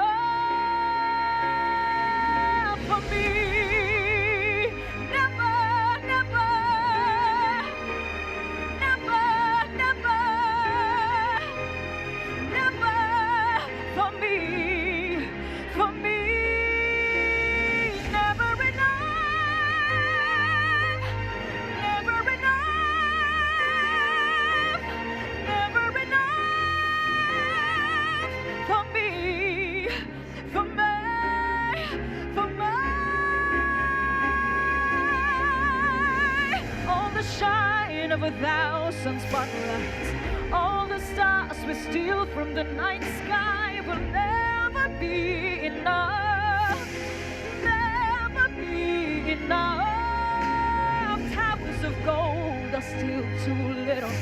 These suns could hold the world, but it'll never be enough, never be enough.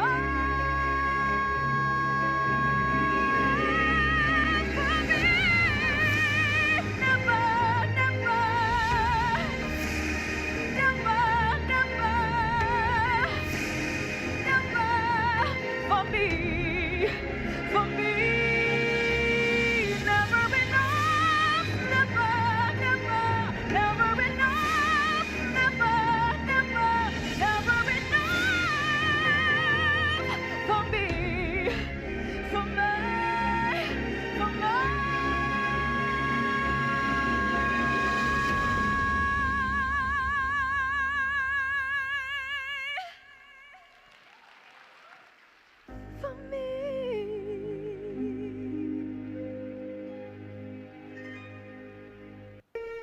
Thank you so much. Good evening, Mr. President. Good evening, everyone. Thank you so much for having me po. I'm honored to be here.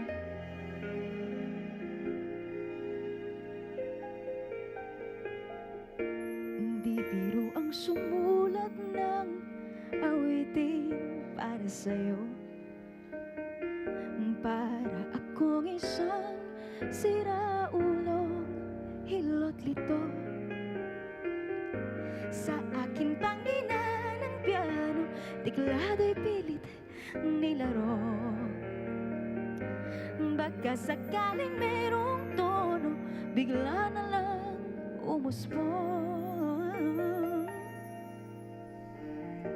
Tungkol saan naman kayang awitin para sa'yo? Di biro ang gawing sukat, ang titik sa tono. 10 man aking diksyonaryo, kung ang tugma'y di wasto. Basta't isipin di magbabago, damdamin ko sa'yo.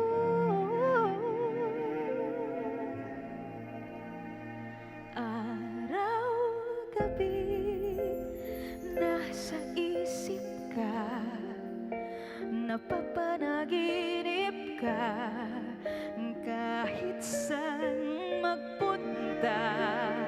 Araw, gabi, nalalasing sa tuwa, kapag kapiling ka, araw, gabi, tayong dalawa.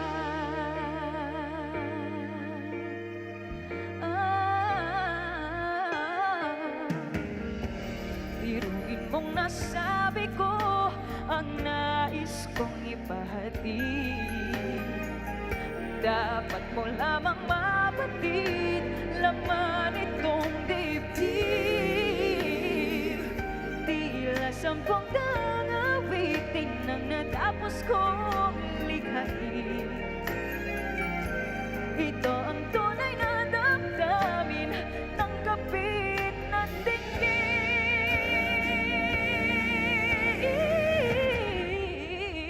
Araw, gabi, nasa isip ka, napapanaginip ka, kahit saan magpunta. Araw, gabi, nalalasing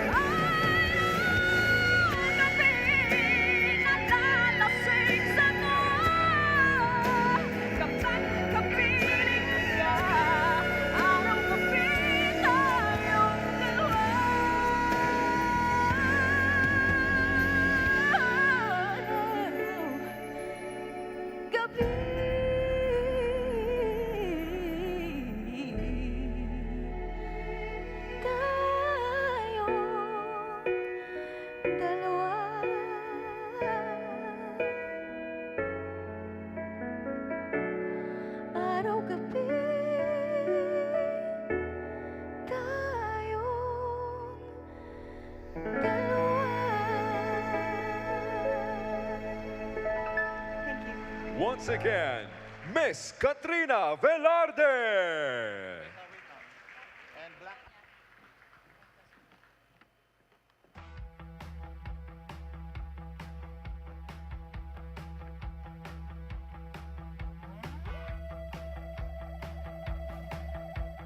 Welcome to the Bagong Pilipino podcast. Meron tayong mga topics na gusto natin pag-usapan. Ikwento mo yung simula mo nung nasa streets ka pa. Ano yung magandang kwento eh? Wala ka pa niya kakapal na kwenta sa kulay ko. Galing talaga sa streets, lulong, sa bisyo. Verify natin, nakalagay dito ay sinabi daw ikaw ay naging isang snatcher. Yes, totoo. Ako na Ang kita. Oy, ikaw yung kaaway ko nun ah. Hawakan ko agad yung kwintas niya, sabay suntok, sabay takbo. Eh, nanununtok ka pa. Yes, gano'n. Ibang level din to. Siyempre, parang kunyari, away lang. If we talk about healthy lifestyle, parang wala pa yun sa pag-iisip ng Pilipino. Dahil ang unang inisip nila, pagkain mo. Pagkain. Maglakad tayo. Yun. Tayo may paa. It's free. It's free. O, di ba? Tanggalin natin yung attitude na ang pagiging health conscious is for the mayaman or whatever. Ano, dapat, kahit mahirap ka, check mo yung at mo dahil nga lang pinakayaman mo sa buhay yung health eh. Pero sir po ako kasi yung sa health journey ko, before mataba ako. Mahirap maging matabang snatcher ah. Yung hindi, Paano ka tumatakbo? Ang hindi kasi ng Pinoy ma-pride eh. Yung, kahit anong Pinoy di ba? Pag magpa-part, kahit hindi mo kaya, mangungutang ka para makapag... Tayong mga Pilipino, sinasabi natin ang hirap magtipid. Kasi kunyari, pag may nakita tayong bonus, meron na tayong may cart na eh. Check out na natin yung cart. Alam mo na yung, alam ko na to, sakto, may bonus ako to. Bibiling ko na ng bagong shoes. Naging addict ako sa shoes. Sobra. Sneakerhead, ganon. Sneakerhead ako. Pero binago ko yun kasi dahil medyo pa-sobra na eh. Bakit? Ilan ba paa mo? Kaya nga, yun ang sinasabi ng nanay ko. Ilan ba paa mo? Ganyan-ganyan, di ba yung nanay mo? Kahit sabihin mo, Bagong Pilipinas na yung ginagawa, kung yung tao is still the same. Exactly. Ang point is tayo ang bagong Pilipino. Wala namang bagong Pilipinas kung walang bagong Pilipino. Tama. Di ba?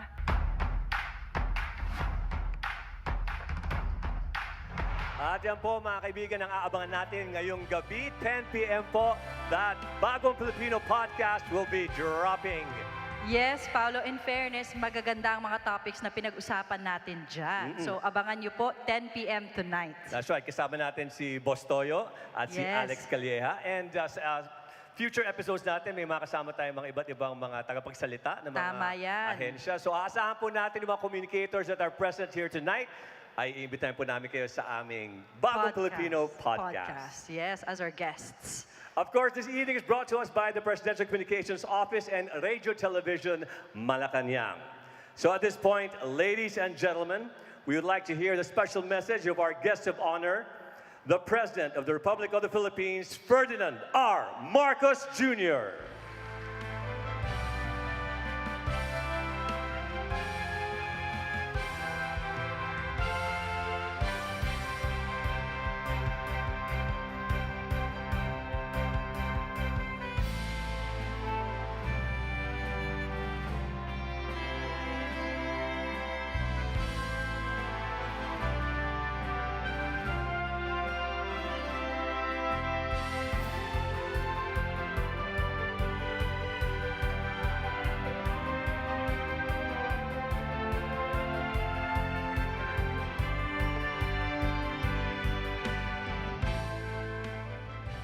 Magandang gabi sa inyo lahat at isang maalab na pagbati sa ating mga binigyang parangal ngayong gabi. Please magsiupo po tayo. Tonight we come together to recognize achievements and to confront a fundamental truth that communication is one of the foundations of leadership. It is the force that builds nations, that inspires movements, and turns ideas into reality. Every spoken word carries with it the power to unite or to divide, to heal or to harm, to lead or mislead. Alongside collaboration, integrity, and accountability, effective communication forges trust between the government and its citizens. Without it, leadership will falter, policies will be forgotten, and the people, our people, are left searching for direction. The campaigns, the messages, and the voices we celebrate this evening remind us what leadership is capable of when there is a connection with the people. While these awards recognize your achievements, they are also declarations of leadership standards that enhance public awareness and empower participation in governance. The Public Service Campaign Award recognizes local government units and agencies, departments, instrumentalities of the national government with the most effective campaigns that bridge the divide between what government plans are and what people in fact experience. They ensure that government efforts do not remain confined to policy briefs that are only spoken about in private offices, but moved into the neighborhoods, promoting positive behavioral change in our communities, in our people. The Government Innovation Award is a tribute to those who refuse to accept outdated systems and practices. These innovators remind us that leadership requires boldness, the willingness to break with tradition, to adapt to new realities, and build future-ready solutions. Meanwhile, the Information Integrity Award celebrates defiance in the face of what is a new phenomenon of misinformation. Falsehoods are corrosive and erode trust. They destabilize governance and divide societies. Nowadays, disinformation is not just a threat. It is a weapon that is used to distort facts, to sow fear, to weaken democracy. However, the awardees we honor tonight stood firm and proved that integrity is the unshakable foundation of public trust. Fake news, disinformation, and misinformation are active forces that proliferate division and ignorance. They thrive in the shadows of social media, spreading lies faster than facts, turning public discourse into a battleground of confusion, manipulation, and eventually chaos. In the face of this, silence is also complicity. Leadership, therefore, must stand firm, defending truth with vigilance, exposing lies with resolve, and ensuring that the public is armed with the clarity that they have in a sea of confusion. Then there is the digital frontier, the battleground of our age. The Outstanding Digital Campaign Award demonstrates that governance must adapt to the digital realm, and not only adapt, but must lead it. Because these campaigns transform screens into platforms of empowerment. They amplify voices. We engage communities, remind us that technology is not a threat to governance, but its greatest ally when wielded with proper purpose. Finally, the Outstanding Public Communicator Award celebrates those who have courageously led through words and deeds. Their words connect the government and the governed, forging a bond that endures even in the most challenging of times. Every award tonight tells a story of transformation. These campaigns and voices are proof that communication is the force that makes governance real. To our awardees and participants, your work has transformed abstract ideas into meaningful, understandable action, making governance a shared experience rather than some distant ideal discussed in the high levels of government. To my fellow leaders, tonight is a call to action. Governance cannot rely on the weight solely of its authority. It must earn its place in the lives of the people that we serve.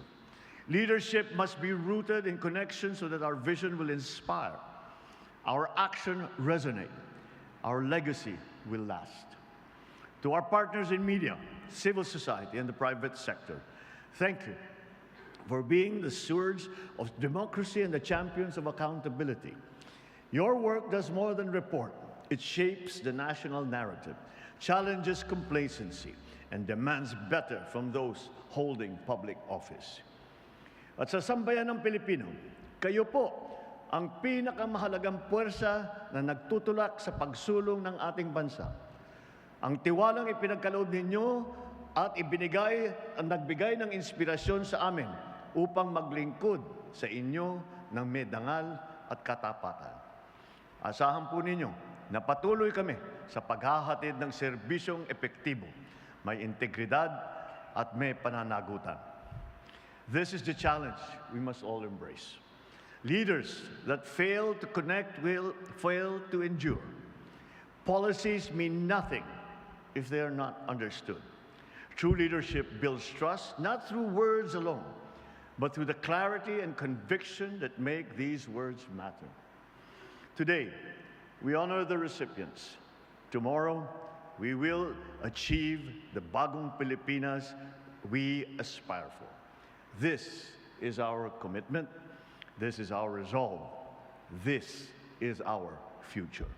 Congratulations to all the awardees and organizations and organizers. Maraming salamat sa inyong lahat. Maligayang Pasko at mapayapang bagong taon sa inyong lahat. Once again, the President of the Republic of the Philippines, Ferdinand R. Marcos Jr. At this point, the winners of tonight's awards will be granted a photo opportunity with the President. May we request all the winners to please join us on stage. Joining us on stage also are PCO Senior Undersecretary Emerald Ridao and PCO Undersecretary Gerald Baria and PCO Undersecretary Tala Maralit.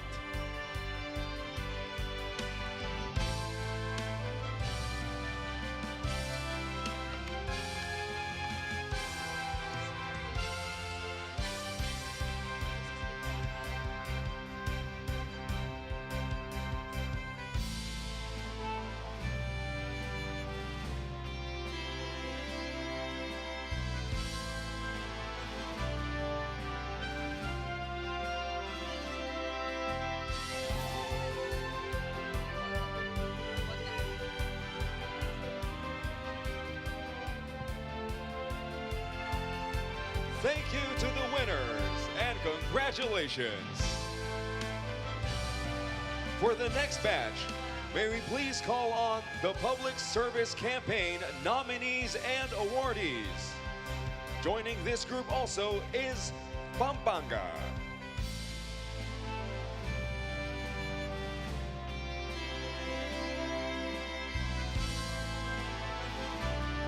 We'd like to request all nominees and awardees to please be on standby for their turn.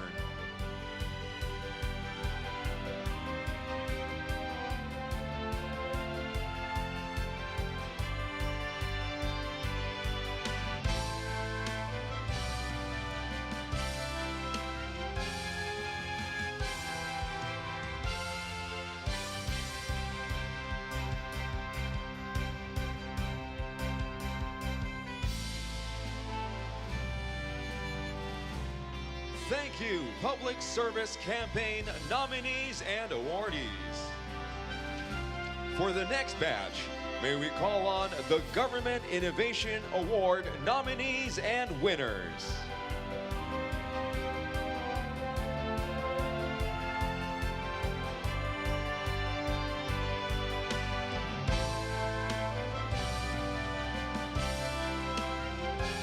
Once again, asking all other batches, nominees and awardees to please be on standby.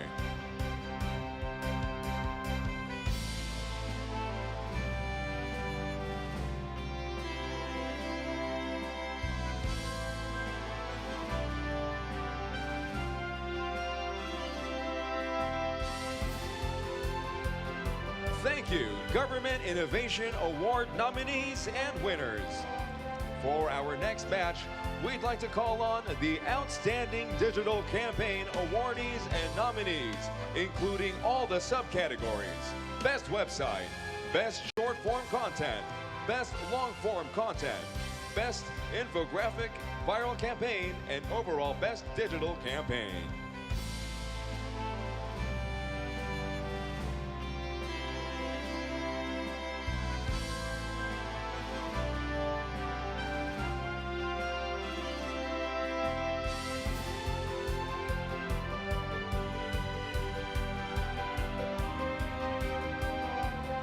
Thank you, Outstanding Digital Campaign awardees and nominees. For the next batch, may we call on the Champion of Information Integrity awardees and nominees. Joining them also is the National Security Council.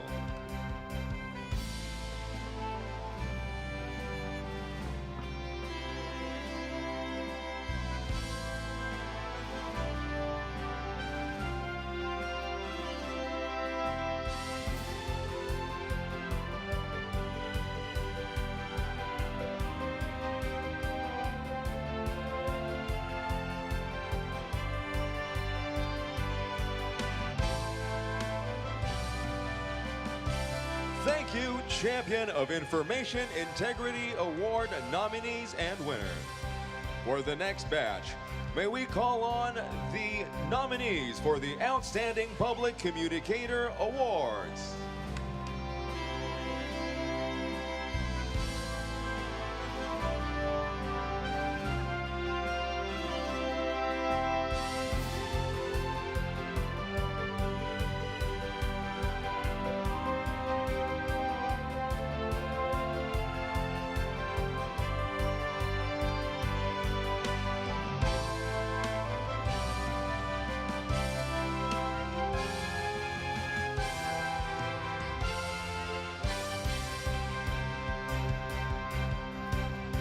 Thank you, Outstanding Public Communicator Award nominees. Thank you so much, Mr. President, for the photo opportunity with our nominees and awardees. Mga kaibigan, a round of applause, please, for all of those who won awards tonight. This has been Parangal, Gawad, Kahusayan sa Komunikasyong Pampubliko. Ako po si Isabel Daza. Paolo Medjones po. Magandang gabi sa ating lahat at mabuhay ang Bagong Pilipinas!